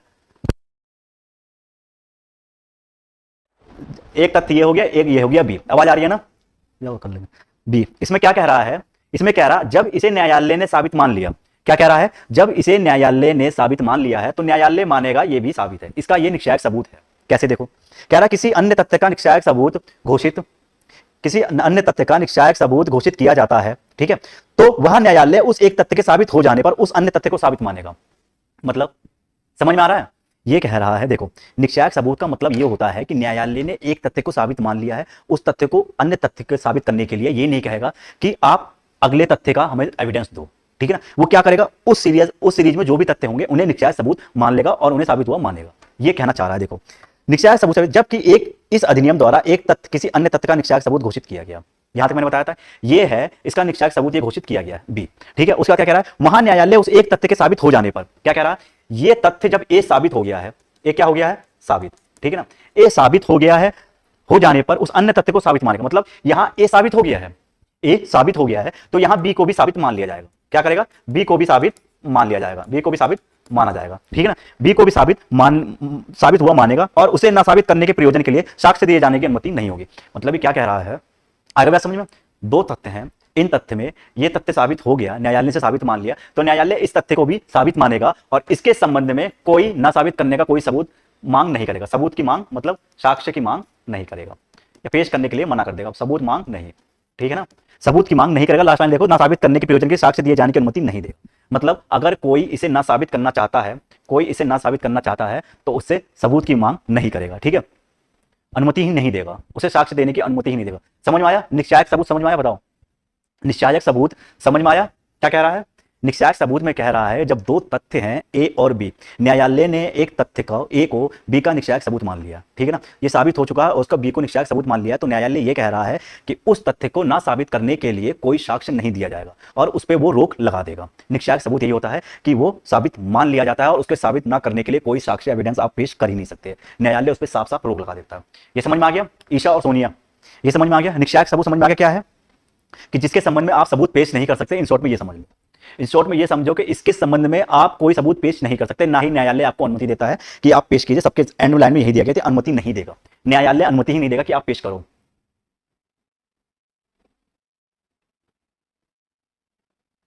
हाँ, इन तीनों का खंडन नहीं किया जा सकता, ठीक है ना, इनका खंडन नहीं किया जा सकता। अभी निश्चायक सबूत जो होते हैं, एक उदाहरण कर सकेगा, एक उदाहरण करेगा, एक निश्चायक सबूत, इन तीनों में से ये तीनों परिभाषा पूछी जाती है। तो निश्चायक सबूत समझ में आ गया? मतलब न्यायालय आपको अनुमति नहीं दे रहा कि आप सबूत पेश करके इसका खंडन करो, इसको खंडित किया ही नहीं जा सकता, ठीक है, ये निश्चायक सबूत होता है। आगे बात समझ में ईशा और सोनिया? आगे बात समझ में? आगे चलें। देखो अगला है हमारा जो है नेक्स्ट परिभाषा जो है वो क्या है हमारी? नेक्स्ट वाली परिभाषा है हमारी ना साबित। क्या है? ना साबित, ना साबित, ठीक है, ना साबित। ना साबित के संबंध में देखो क्या कह रहा है। ना साबित में कह रहा है परिभाषा देखो, तथ्य के संबंध में, तथ्य के संबंध में साबित ना साबित होगा, ठीक है। उसमें कह रहा है ना साबित से विपरीत है कि जब न्यायालय अपने समक्ष विचारों पर, अपने समक्ष विषयों पर, जो उसके समक्ष विषय रखे गए हैं उन विषयों पर विचार करने के पश्चात, मतलब उसने विचार कर लिया, उसके बाद क्या कह रहा है, विचार के पश्चात या तो विश्वास करता है, ठीक है, या तो न्यायालय विश्वास कर रहा है क्या कि उसका अस्तित्व है। पहली बात, या तो न्यायालय विश्वास कर रहा है, जब न्यायालय के समक्ष कोई तथ्य पेश किया गया है तो न्यायालय क्या कर रहा है, उस तथ्य पर विश्वास कर रहा है कि उसका अस्तित्व है, नंबर एक बात, या उसके अनस्तित्व को इतना अधिसंभाव्य समझे कि उस विशिष्ट मामले की परिस्थितियों में किसी प्रज्ञावान व्यक्ति को, मतलब जो उसकी परिस्थितियां हैं उसको समझे कि उसमें कोई भी व्यक्ति, ऐसा प्रज्ञावान व्यक्ति, समझदार व्यक्ति जो है इस अनुसार कार्य करना चाहिए कि उस तथ्य का अस्तित्व नहीं है। आगे बात समझ में? ना साबित में न्यायालय यह कह रहा है कि जब उसके सामने तथ्य दिए जाते हैं तो वो क्या कह रहा है बताओ, विश्वास करता है कि उसका अस्तित्व ही नहीं है, ठीक है, या इतना अनस्तित्व है, मतलब उसके अस्तित्व विश्वास ही नहीं करता। और कोई भी प्रज्ञावान व्यक्ति ऐसा है कि उसका क्या करता है, विशिष्ट मामले की परिस्थितियों में किसी प्रज्ञावान व्यक्ति, मतलब जो उसके बारे में समझ रखता है, को इस अनुमान पर कार्य करना चाहिए। वो कैसे कार्य कर रहा है कि उसका अस्तित्व है ही नहीं। वो जो प्रज्ञावान व्यक्ति, न्यायालय ये समझता है कि जो भी तथ्य ऐसे हैं जो नासाबित नहीं हुए समझे जाएंगे, उन पे अगर कोई भी प्रज्ञावान व्यक्ति होगा, कोई भी समझदार व्यक्ति होगा तो ऐसे कार्य करेगा कि मानेगा वो वहां पे वो तथ्य है ही नहीं, वो तथ्य है ही नहीं, इसलिए नासाबित नहीं हुआ है। आगे बात समझ में? देखो परिभाषा खंड में मेन देख लेना कि परिभाषा खंड में क्या क्या दिया गया। ईशा और सोनिया समझ में आ रहा है ना? नहीं समझ में आ रहा तब बताना। ये समझ में आया? अगली परिभाषा जो है आपकी वो क्या है? नेक्स्ट परिभाषा है दस्तावेज। ये मोस्ट इंपोर्टेंट है। दस्तावेज क्या है? दस्तावेज, ठीक है ना। दस्तावेज में क्या कह रहा है ये देखो, दस्तावेज की परिभाषा मोस्ट इंपोर्टेंट है, इसको ध्यान से देखना। ये कह रहा है ऐसा कोई भी विषय विपरीत है जिसको किसी पदार्थ पर, सबसे पहले पदार्थ पर क्या होना चाहिए, इसे पदार्थ, ठीक है ना, किसी पदार्थ पर क्या होना चाहिए, नंबर एक, पदार्थ पर अक्षरों, क्या सबसे पहले अक्षरों द्वारा, ये पूछ लेगा पेपर में, अक्षरों द्वारा, नंबर दो अंकों द्वारा, ठीक है, पहला अक्षर हो गया, दूसरा क्या हो गया, अंक हो गया, तीसरा चिन्हों द्वारा, क्या चिन्हों द्वारा, ठीक है। चिन्हों के बाद क्या कह रहा है कि साधन द्वारा उनमें से एक से अधिक से अभिव्यक्त या वर्णित या अन्यथा अभिलेखाबद्ध किया गया है। अब समझो, ये कह रहा है दस्तावेज से मतलब ये है जो ये दस्तावेज होगा वो किसी पदार्थ पर होगा, ठीक है ना। किसी भी पदार्थ पर अगर किसी भी, मान लो कोई पत्थर रखा है, उस पर कोई भी अक्षर बना हुआ है, अंक बना हुआ है, चिन्ह बना हुआ है, अंक का मतलब 1 2 3 लिखा हुआ है, अक्षर का मतलब ABCD, चिन्ह का मतलब कोई भी चित्र बना हो, ठीक है। उस कंडीशन में अगर उस पदार्थ पर कुछ भी लिखा हुआ है, कुछ भी चित्र बनाया हुआ है, अभिलिखित किया गया है, तो वो सब क्या कह रहा है, वो सब कह रहा है ये क्या माने जाएंगे, दस्तावेज। अब इसे ऐसा समझो, कोई भी व्यक्ति जो दूध बेचता है, एक दूधिया हो गया, वो इससे संबंधित केसियों से बात बताऊं, ठीक है। कोई व्यक्ति जो दूध बेचता है, मान लो वो दूध बेचने वाला व्यक्ति अनपढ़ है, ठीक है, वो किसी घर पे जाता है दूध बेचने, और उस घर के बाहर दीवार पर जहां जहां दूध देता है वहां ऐसे ऐसे डंडे खींच देता है, ठीक है ना, ऐसे ऐसे लंबे लंबे डंडे खींच देता है और डंडे खींच के चला जाता है। फिर मंथ के एंड में आता है, उन डंडों को काउंट करता है, ठीक है, डंडों को काउंट करता है, 31 दिन दूध दिया, ठीक है, उनमें से अगर दूध नहीं दिया तो उस दिन उसको काउंट नहीं हुआ, 31 का महीना हो गया, उसने 25 दिन दिया तो 5 डंडे वहां से गायब हो गए, 6 डंडे गायब हो गए, ठीक है, जो उसने लकीरें खींची थी 6 लकीरें गायब है, तो वहां 26 दिन हो गए। इस हिसाब से वो अपना दूध बेचता है और उस हिसाब से पैसे लेता। अगर उसके ऑनर जहां वो दूध देता, उन्होंने कहा मेरा दूध इस दिन नहीं आया था और तुमने इस दिन के पैसे जोड़े, तो क्या वो साक्ष्य के रूप में उन चिन्हों को प्रस्तुत कर सकता है? बताओ, क्या वो साक्ष्य के रूप में उन चिन्हों को प्रस्तुत कर सकता है कि मैंने देखो आपके यहां मैं इतने साल से दूध दे रहा हूं, मैं ये चिन्ह बनाता हूं और हर महीने बाद इन चिन्ह को साफ कर देता हूं, ठीक है, फिर नए चिन्ह बनाता हूं, फिर नई लकीरें खींचता हूं, तो उस एविडेंस के रूप में उसका साक्ष्य मान्य है? मान्य है ना, वो ग्रहण होगा। क्योंकि क्या कह रहा है, किसी भी पदार्थ पर अक्षरों द्वारा, अंकों द्वारा या चिन्हों द्वारा आपने सॉरी आपने कुछ लिखा है, कुछ बनाया है, कुछ गोंदा है, तो वो क्या सब क्या होंगे, वो दस्तावेज माने जाएंगे। ठीक है, ये बात समझ में आ गई ईशा और सोनिया, ये बात समझ में आ गई। अब देखो, पहले इलेक्ट्रॉनिक दस्तावेज नहीं होते थे, स्टार्टिंग में इलेक्ट्रॉनिक दस्तावेज नहीं होते थे, फिर 2000 में आईटी एक्ट के द्वारा इलेक्ट्रॉनिक को भी दस्तावेज माने जाने लगा, ठीक है, इंडियन एविडेंस एक्ट में बताया गया था। लेकिन अब इन्होंने क्या किया, अब इन्होंने उसे अलग ना बता के बीएसए में उसी परिभाषा में इंक्लूड कर दिया। क्या कह रहा है, प्रयोजन के उपयोग जिनका उपयोग किया जा सके और इसके अंतर्गत इलेक्ट्रॉनिक और डिजिटल अभिलेख भी हैं, इलेक्ट्रॉनिक और डिजिटल अभिलेख भी हैं, ठीक है। इसके अंदर कोई भी आप इलेक्ट्रॉनिक रूप में या डिजिटल रूप में कार्य करते हैं तो उस संबंध में भी आपका इसके अंतर्गत आएगा, वो दस्तावेज माना जाएगा। मान लो किसी का नक्शा पास करवाना हो, कोई नक्शा हो गया पास करवाना है, उस नक्शे को आपने इस अकॉर्डिंग बनाया है कि वो नक्शा आपने ऐसे ऐसे कोई ठेकेदार है, कोई आपके यहाँ ठेकेदार घर बनाने आ गया, आपने उसे क्या किया, मोबाइल पे व्हाट्सएप पे भेज दिया, ठीक है, समथिंग नक्शा बनाया घर का और भेज दिया कि इस तरीके से आप मेरा घर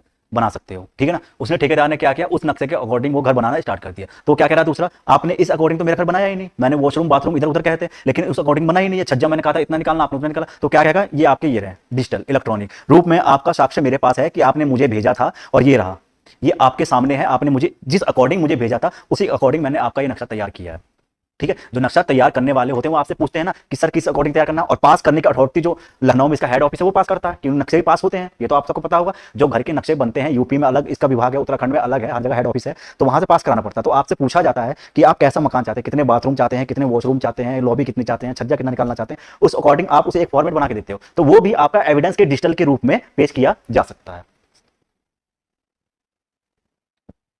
देखो डॉक्यूमेंट्स में क्या था, अक्षरों द्वारा, अंकों द्वारा, चिन्हों द्वारा। दस्तावेज, कोई भी दस्तावेज ऐसा है जो किसी पदार्थ पर, सबसे पहले वो किसी पदार्थ पे होना चाहिए, या तो पत्थर पे हो, जमीन पे हो, दीवार पे हो, या तो कोई ऐसी जगह हो जहां पे लिखा हुआ या बना हुआ या अंकों का चमकना जरूरी है, ठीक है ना। ये नहीं कि आपने बारिश में, मान लो आपने किसी ऐसे शीशे पे लिख दिया और वो मिट गया, ठीक है ना, बारिश आई और वो मिट गया, तो वो माना जाएगा एविडेंस, वो एविडेंस, वो साक्ष्य माना जाएगा? नहीं माना जाएगा। उसको किसी पदार्थ पे होना चाहिए और उस पदार्थ पे उसे लिखा होना चाहिए, या तो अंकों द्वारा, या तो चिन्हों द्वारा, या तो इसके द्वारा, ठीक है। उस संबंध में मैंने ये बताया, दूध वाले का उदाहरण दिया कि अगर कोई व्यक्ति दूध देने जाता है, अगर वो लकीर बनाता है तो वो भी एविडेंस के रूप में दिया जा सकता है। वो बता सकता है कि मैं यहाँ पे चिन्ह बनाता था, उस चिन्ह के अनुसार मुझे पता था कि इनके यहाँ इतना दूध गया है, इतने दिन गया है, इतने दिन नहीं गया। डॉक्यूमेंट समझ में आ गया, डॉक्यूमेंट समझ में आ गया, मेन नहीं होता है। और डॉक्यूमेंट्स में भी डिजिटल और इलेक्ट्रॉनिक, इन दोनों को बीएसए में इसी परिभाषा में ऐड कर दिया गया है। आगे बात समझ में, डॉक्यूमेंट्स वाली बात समझ में आ गई। यहाँ कोई दिक्कत बताओ, इसमें कोई दिक्कत डॉक्यूमेंट्स में? आगे चलें, ईशा और आयशा, ईशा और सोनिया, चलें आगे, बताओ। अगला जो हमारा परिभाषा खंड है, अगला है हमारा साक्ष्य। देखो इसमें दिया गया है ना, दृष्टांत देखोगे, लेख द्वारा, मुद्रित, शिला मुद्रित, फोटो चित्रण, शब्द, दस्तावेज, मानचित्र, रेखांक, ठीक है, धातु पृष्ठ, शिला उत्कृष्ट लेख दस्तावेज, व्यंग चित्र दस्तावेज। व्यंग चित्र कैसे, जैसे आपने आजकल क्या हो गया, किसी के भी द्वारा आपने किसी का कार्टून बना के आपने वो वायरल कर दिया, ठीक है ना, उसने आप क्या किया, मानहानि का दावा लगा दिया कि इसने मेरा कार्टून बनाया था, ये वो कह रहा था मैंने तो बनाया नहीं। लेकिन जब उसने उस कार्टून को आपको दिखाया कि ये देखिए डिजिटल के रूप में, डिजिटल के रूप में दिखाया जाएगा ना, उस कार्टून को दिखाया, देखिए डिजिटल के रूप में, ये मेरे पास है, ये मेरे पास एविडेंस है, आपने इसको किया है, ठीक है, तो मानहानि का दावा कर सकता है, ठीक है। उसी तरीके से मान लो कोई दस्तावेज है, कहीं कुछ लिखा हुआ है, वहां आपने फोटो खींच के, उसको पहले दस्तावेज क्या था, पदार्थ पर लिखा था, लेकिन आपने उसको फोटो खींच के उसे क्या कर लिया, डिजिटल रूप में, ठीक है ना, तो वो डिजिटल रूप में प्रयोग हो सकता है। समझ में आ रहा है ना यहाँ तक? अगला देखो, साक्ष्य क्या है, ई में क्या दे रखा है, साक्ष्य। यहां तक समझ में आ गया, यहां तक कोई दिक्कत, यहां तक समझ में आ गया ना। अब देखो अगला क्या है, साक्ष्य। क्या देख रहे थे परिभाषा में, अगली परिभाषा है हमारा साक्ष्य, ठीक है ना। साक्ष्य के विषय में देखो, साक्ष्य में क्या कह रहा है, साक्ष्य में कह रहा है आपका, देखो साक्ष्य से अभिप्रेरित मतलब साक्ष्य क्या है, इसके अंतर्गत आते हैं सभी कथन। नंबर 1, जो कथन कहे गए हैं, सभी कथन जिनके अंतर्गत इलेक्ट्रॉनिक रूप से दिए गए कथन सम्मिलित हैं। इलेक्ट्रॉनिक रूप से कथन बताओ कैसे होंगे, सभी कथन जिनके अंतर्गत इलेक्ट्रॉनिक रूप से दिए गए कथन अभिलिखित हैं, बताओ कैसे होंगे। ईशा और सोनिया बताओ, इस चीज को बताओ कि इसने इलेक्ट्रॉनिक रूप से कौन सा कथन लिया है, कौन सा कथन लिया। आजकल आप लोग देखते होंगे ज्यादातर व्हाट्सएप बिजनेस हो गया है, व्हाट्सएप पे चैट द्वारा इतना सामान मुझे चाहिए, आप इतना सामान भेज दो। फोन में भी आप लोगों ने ट्रेन में आते जाते हुए कभी ट्रेवल किया होगा, तो किस बहुत से लोग होते हैं जो व्हाट्सएप पे कहते हैं मुझे इतना सामान चाहिए, इतना सामान भेज देना, मैं इतना सामान आपके पास इसकी लिस्ट भेज रहा हूँ, ठीक है। उधर से वॉइस मैसेज आता है, हाँ मैंने ये सामान आपके पास भेज दिया, ठीक है। फिर मैसेज आता है कि ठीक है इसका जो चार्ज है वही भेज देना। वो क्या कर रहे हैं, वो क्या कर रहे हैं, वो व्हाट्सएप पे बात कर रहे हैं, ठीक है ना, चैटिंग नहीं कर रहे हैं, बात कर रहे हैं। तो क्या कह रहा है, कथन, जो उन्होंने कथन कहे हैं, क्या कह रहा है, जो उन्होंने कथन कहे हैं इलेक्ट्रॉनिक रूप से सम्मिलित कथन, ये इलेक्ट्रॉनिक रूप वाले कथन हो गए। जो उन्होंने वहां बात की है ना, आपस में कन्वर्सेशन किया है, उस बात को कह रहा है वो भी साक्ष्य के रूप में पेश किया जा सकता है, क्योंकि वो एक तरीके की रिकॉर्डिंग हो गई आपके बिजनेस की। अब मान लो बाद में उसने ये कहा मैंने तो आपको कहा था मुझे इतना सामान कुरियर कर दीजिएगा, लेकिन आपने इतना कम किया। फिर वो क्या कहेगा, मैंने तो आपसे कहा था कि मुझे इतना पैसा चाहिए सामान का, लेकिन आपने पैसे कम किए। इस बात का क्या साक्ष्य है कि आपने मुझे इतना सामान कहा था, और इस बात का क्या साक्ष्य है कि आपने मुझे इतने पैसे ट्रांसफर किए। वो क्या था, दोनों के बीच में जो बात हुई थी, दोनों के बीच में जो उस समय बात हुई थी, उसे वो कह रहा है इलेक्ट्रॉनिक कथन। आगे बात समझ में, आगे देखो क्या कह रहा है, जिससे न्यायालय जांच के अधीन तथ्य के विषय के संबंध में अपने समक्ष साक्ष्यों द्वारा किए जाने की अनुमति देता है, ठीक है। न्यायालय क्या कह रहा है, तथ्य के विषय में वो अपने समक्ष कह रहा है पेश किया जाए, ठीक है। यह अपेक्षा करता है कि ऐसे कथन मौखिक साक्ष्य कहलाएंगे। वो क्या कह रहा है, यहां से ध्यान देना, कह रहा है जिससे न्यायालय जांच के अधीन, जब जांच चल रही है उसके अधीन तथ्य के विषय के संबंध में अपने समक्ष साक्ष्यों द्वारा किए जाने की अनुमति देता है, ठीक है। साक्ष्यों द्वारा जो कथन किए गए थे उन्हें अनुमति देता है, और कहता है ये अपेक्षा करता है कि ऐसे कथन मौखिक साक्ष्य कहलाएंगे। मतलब जो उनकी बात हुई है वो क्या कह रहा है, ये मौखिक साक्ष्य के रूप में कहलाएंगे, ठीक है। आगे बात समझ में, साक्ष्य वाली बात समझ में आ गई। अब आगे देखो दूसरा क्या है, तथ्य। अगला क्या है, तथ्य। साक्ष्य वाली बात समझ में आ गई। इसमें क्या है, साक्ष्य में क्या था आपका, सबसे पहले सभी कथन, क्या था, सभी कथन, सभी कथन, और इसके अंदर क्या है, इलेक्ट्रॉनिक, क्या है, इलेक्ट्रॉनिक कथन भी। क्या था इसके अंतर्गत, इलेक्ट्रॉनिक कथन भी, ठीक है ना। सभी कथन हो गए और इलेक्ट्रॉनिक कथन भी हो गए, ठीक है। सभी कथन और इलेक्ट्रॉनिक कथन, ठीक है, इलेक्ट्रॉनिक कथन, ये सभी कथन आएंगे। अब देखो आगे अगला क्या है, इसका दूसरा क्या कह रहा है, न्यायालय निरीक्षण के लिए प्रस्तुत किए गए सभी दस्तावेज जिनके अंतर्गत इलेक्ट्रॉनिक या डिजिटल अभिलेख भी हैं, और ऐसे दस्तावेज दस्तावेजी साक्ष्य कहलाएंगे, ठीक है। ये सब क्या कहला रहे हैं, दस्तावेजी साक्ष्य भी कहे जा सकते हैं। क्या कह रहा है, ऐसे साक्ष्य दस्तावेजी साक्ष्य कहलाते हैं। अगली बात समझ में। अब देखो चार, इसका पॉइंट जो है एफ, क्या कह रहा है, फैक्ट। क्या कह रहा है, ये परिभाषा खंड में क्या था, इसका जो था ये था परिभाषा खंड ई। क्या था ये, कहां दिया गया है, ई में, ठीक है। अब कौन सा आ गया, एफ। एफ में क्या है, तथ्य। एफ में क्या है, तथ्य। अब तथ्य के संबंध में क्या कह रहा है, इसके अंतर्गत आते हैं ऐसी कोई वस्तु, वस्तुओं की अवस्था या वस्तुओं का संबंध जो इंद्रियों द्वारा बोधगम्य हो। पहला क्या है, इंद्रियों द्वारा। इसमें पहला क्या है, इंद्रियों, क्या है, इंद्रियों द्वारा बोधगम्य होना चाहिए, ठीक है। कि आपने कुछ देखा है, कुछ सुना है, इसके बारे में कह रहा है कि आपने कुछ देखा या कुछ सुना, वो इंद्रियों द्वारा बोधगम्य हो गया, ठीक है। उसके बाद क्या कह रहा है, कोई मानसिक दशा जिसका बोध किसी व्यक्ति को हो। दूसरा क्या कह रहा है, मानसिक दशा, मानसिक दशा, ठीक है।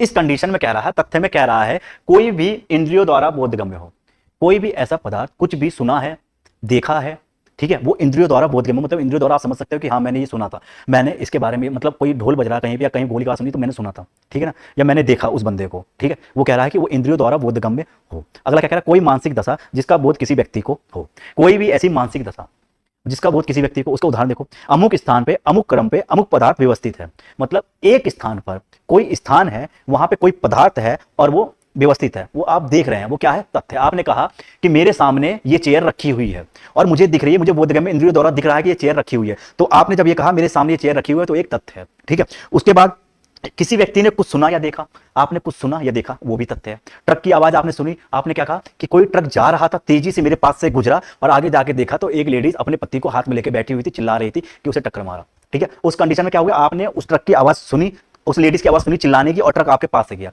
तो ये क्या है, आपने सुना और देखा, ट्रक को देखा और स्त्री की आवाज सुनी। आई बात समझ में, ट्रक को देखा और स्त्री की आवाज सुनी। अगला क्या कह रहा है, किसी व्यक्ति ने अमुक शब्द कहे, उस स्त्री ने चिल्लाया, कहे, या एक तथ्य है। मतलब किसी के बीच में कोई लड़ाई हो रही है तो आपको पता चला कि वो बंदा अगला शांत खड़ा हुआ था, लेकिन दूसरे व्यक्ति ने उसे गाली दी या अपशब्द यूज किए, तो वो एक तथ्य है कि किस बात पे लड़ाई हुई थी, कि उस व्यक्ति ने उसे गाली दी थी, ये मैंने सुना, अपशब्द कहे थे, ठीक है। उस संबंध में कह रहा शब्द कहे। फिर यदि कोई मनुष्य एक अमुक राय रखता है, अमुक आशय रखता है, सद्भाव पूर्वक या कपट पूर्वक कार्य करता है, या किसी विशिष्ट शब्द को विशिष्ट भाव में प्रयोग करता है, या उसके विशिष्ट संवेदना का भाव किसी विशिष्ट समय में है, यह एक तथ्य है।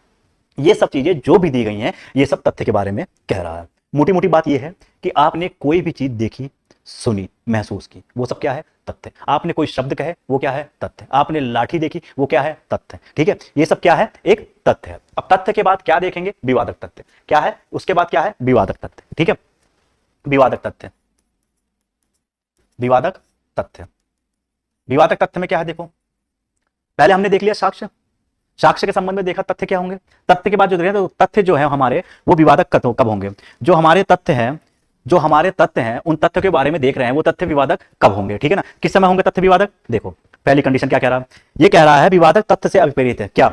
उसके अंतर्गत ऐसा कोई भी तथ्य आता है जो स्वयं से या अन्य तथ्यों से संबंध में किसी ऐसे अधिकार, या तो वो स्वयं विवादक हो रहा है, ठीक है ना, या क्या कह रहा है, या अन्य तथ्यों के संबंध में किसी ऐसे अधिकार, नंबर एक अधिकार, दायित्व, नियोग्यता के जिसके किसी वाद या कार्रवाइयों में दृढ़ कथन किया गया है या उससे इनकार किया गया, अस्तित्व, अस्तित्व, प्राकृतिक विस्तार की उत्पत्ति अश्वमेयी होती है। बताओ इससे क्या समझे? इससे क्या समझे? समझ में आ रही है ना परिभाषा खंड? समझ में आ तो रहा है ना? बताओ इससे क्या समझे? ये कह रहा है विवादक तथ्य से संबंध, देखो मेन में ये समझ लो, विवादक तथ्य वो होते हैं जिस भी तथ्य से संबंधित कोई विवाद उत्पन्न होता है। ठीक है, मेन बात ये समझो। इसको पहले ये देख लो स्पष्टीकरण, फिर इसे साधारण भाषा में समझते हैं। ठीक है, स्पष्टीकरण देखो, जब कभी कोई न्यायालय विवादक तथ्य को सिविल प्रक्रिया से संबंधित किसी तत्समय प्रबद्ध विधि के उपबंधों के अधीन अभिलिखित करता है, तब ऐसे विवादक तथ्य के उत्तर में जिस तथ्य का बात पर जोर देना, दृढ़ कथन मतलब उस बात पर जोर देना, दृढ़ कथन किया जाना या उससे इनकार किया जाना, वह विवादक तथ्य है। मतलब क्या कह रहा है? कोई भी कथन ऐसा है जिसपे आप जोर दे रहे हो या उस बात से इनकार कर रहे हो कि ये मैंने किया ही नहीं था, दूसरा पक्ष कह रहा हाँ ये इसने किया था, एक हाँ करे एक ना करे। मेन बात ये है, कोई भी विवादक तथ्य तब होता है जब एक पर्सन उस पर डिनाई करे, दूसरा यस करे, वो क्या बन जाएगा? विवादक तथ्य, क्योंकि उस समय उसमें क्या उत्पन्न हो गया? विवाद। ठीक है ना, उसमें क्या उत्पन्न हो गया है? विवाद। अब देखो क्या है विवाद, कैसे कैसे? अधिकार से संबंधित हो, दायित्व से संबंधित हो, निर्योग्यता से संबंधित। ये ध्यान रखना, पहला अधिकार, दूसरा दायित्व, तीसरा निर्योग्यता, जिसका किसी वाद या कार्यवाहियों में जोर दिया गया हो। या तो अधिकार के संबंध में जोर दे रहा हो कि मेरा ये अधिकार है, ठीक है, या तो निर्योग्यता कि इसके निर्योग्य था, इसके योग्य था ही नहीं, इसे मिल गया। ठीक है, उसके बाद क्या कह रहा है? या तो दायित्व, ये मेरा दायित्व है, इस रास्ते से जाना मेरा दायित्व है, मेरा अधिकार है। ठीक है, दूसरा क्या कह रहा है? नहीं जा सकते हो, तो वो क्या हो गया? विवाद का कारण हो गया। यहां से इतना घर बनाना है, इस पैड़ी से इस पैड़ी तक लेके जाना, ये मेरा अधिकार है। ठीक है, दूसरा क्या कह रहा है? नहीं, ये रास्ते के लिए छोड़ा गया, वहां क्या हो गया? विवाद उत्पन्न हो गया। क्या हो गया? विवादक तथ्य। अब देखो इसका उदाहरण सबसे बढ़िया दिया हुआ है। उदाहरण में क्या कह रहा है? उदाहरण में कह रहा है खा की हत्या का अभियुक्त है, मतलब ए की हत्या, जो बी की हत्या है वो ए ने की है, इसका विचारण चल रहा है। उसके विचारण में निम्नलिखित विवादक तथ्य हैं। पहला, का ने खा की मृत्यु कारित की है, यह विवादक है।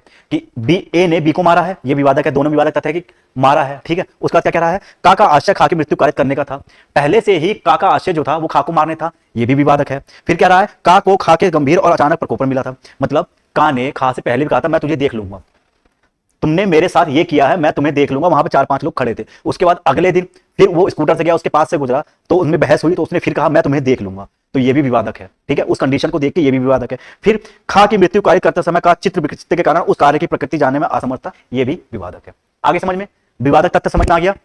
हाँ या ना, जल्दी बोलो। विवादक तथ्य समझ में आ गया? ईशा और सोनिया आ रहा है समझ में? बोलो जल्दी, ये चीज समझ में आ रही है? हाँ या ना, जल्दी बोलो। आगे चलें फिर, अभी बहुत सारे सेक्शन बचे हैं, अभी परिभाषा खंड ही हो रहा है हमारा। चलें आगे, समझ में आ रहा है ना?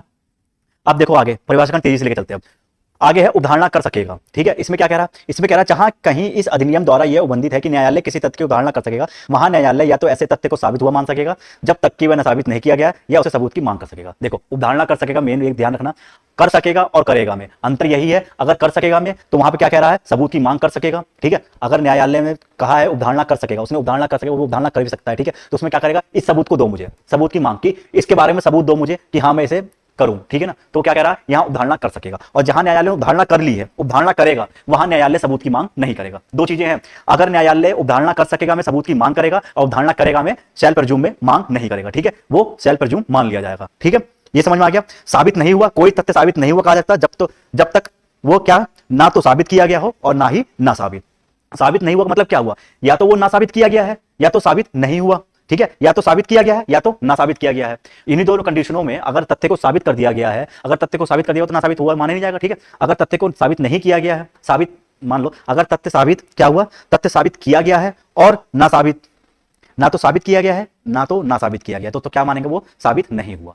ठीक है, अगला क्या है, साबित। कोई तथ्य साबित हुआ कहा जाता है जब न्यायालय अपने समक्ष विषयों पर विचार करने के पश्चात, उसके समक्ष विचार करने के पश्चात क्या कह रहा है, या तो विश्वास करे कि उस तथ्य का अस्तित्व है, सेम वही कंडीशन, ठीक है, निश्चायक सबूत वाला, या उसके अस्तित्व को इतना अधिक संभाव्य समझे कि प्रज्ञावान व्यक्ति इसका अनुमान करे कि उस तथ्य का अस्तित्व है, वही कंडीशन हो गई सेम। साबित में सुसंगत तथ्य, अब देखो सुसंगत तथ्य, इन्होंने सुसंगत तथ्य की परिभाषा कितने एंड में दे रखी है ना, कहां दी हुई है, सुसंगत करके के में। इसमें क्या कह रहा है, एक तथ्य दूसरे तथ्य से संगत कहा जाता है जब तथ्य की सुसंगति से संबंधित इस अधिनियम के उबंधों में निर्दिष्ट प्रकारों में से किसी प्रकार से वह तथ्य दूसरे तथ्य से समृद्ध हो।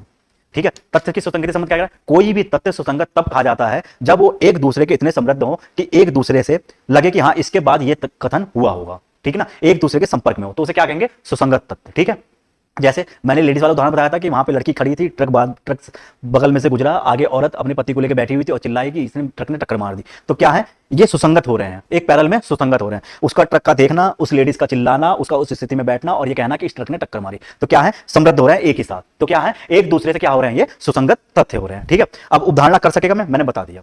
ठीक है, अब इसका जो सब क्लोज 2 है परिभाषा खंड, वो क्या कह रहा है, कोई भी देखो उन शब्दों और पदों के जो इस प्रयुक्त हैं और परिभाषित नहीं है किंतु सूचना प्रौद्योगिकी अधिनियम 2000, भारतीय नागरिक सुरक्षा संहिता, ठीक है, भारतीय न्याय संहिता और भारतीय न्याय संहिता और भारतीय नागरिक सुरक्षा संहिता, वही अर्थ है जो उनका उस अधिनियम में संहिता में है। मतलब यहाँ पे जो परिभाषा नहीं दी गई है, उनका जो वहां परिभाषा दी गई उनका वही अर्थ माना जाएगा जो इस अधिनियम में होगा। ठीक है, अब बताओ परिभाषा खंड समझ में आ गई, परिभाषा खंड में कोई ऐसी परिभाषा जो समझ में ना आई हो, बताओ, सोनिया और ईशा दोनों बताओ,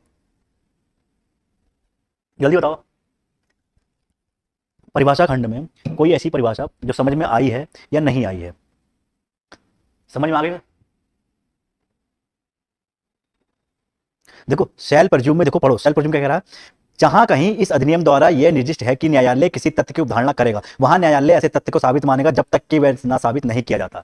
ठीक है, किस पे होगा बताओ, खुद सोचो क्या कह रहा है न्यायालय, क्वेश्चन को निकालना सीखो, बैरक पढ़ना सीखो। देखो न्यायालय क्या कह रहा है, न्यायालय यहां कह रहा है जहां कहीं इस अधिनियम द्वारा यह निर्दिष्ट है, मतलब क्या कह रहा है कि न्यायालय किसी तथ्य की अवधारणा करेगा, न्यायालय ने तथ्य की अवधारणा कर ली, ठीक है, उसके बाद वहां न्यायालय ऐसे तथ्य को साबित मानेगा, क्या मानेगा, साबित मानेगा, फिर क्या कह रहा है, जब तक कि वह ना साबित नहीं किया सकता, मतलब साबित मान लिया, जिस पक्ष के संबंध में साबित माना है वो तो ना साबित करने जाएगा नहीं, दूसरा अभियुक्त होगा, तो किस पे भार होगा, अभियुक्त पे होगा साबित करने का भार, क्या होगा, ना साबित नहीं किया जाता, क्या कर रहा है, तब तक ना साबित नहीं किया जाता, किस पे होगा, जिसके अपोजिशन में हुआ है। ठीक है ना, आई बात समझ में, जब तक वो ना साबित नहीं किया जाता तब तक वो साबित हुआ माना जाएगा। इसका समझ में आई, कौन साबित करेगा इसे साबित वही करेगा जिस पक्ष के ऊपर अभियुक्त दिया गया ना। आगे देखो, आगे बैरक में जब हम जाएंगे ना तो वहां पर देखेंगे किस पे सबूत का भार होता है, सबूत का भार हमेशा अभियुक्त पर होता है, ये ध्यान रखना, सबूत का भार हमेशा उस व्यक्ति पर होता है जो कहता है कि हाँ मैंने ये चीज नहीं की है या उस चीज से डिनाई करता है। ठीक है, आगे बात इसे समझ में।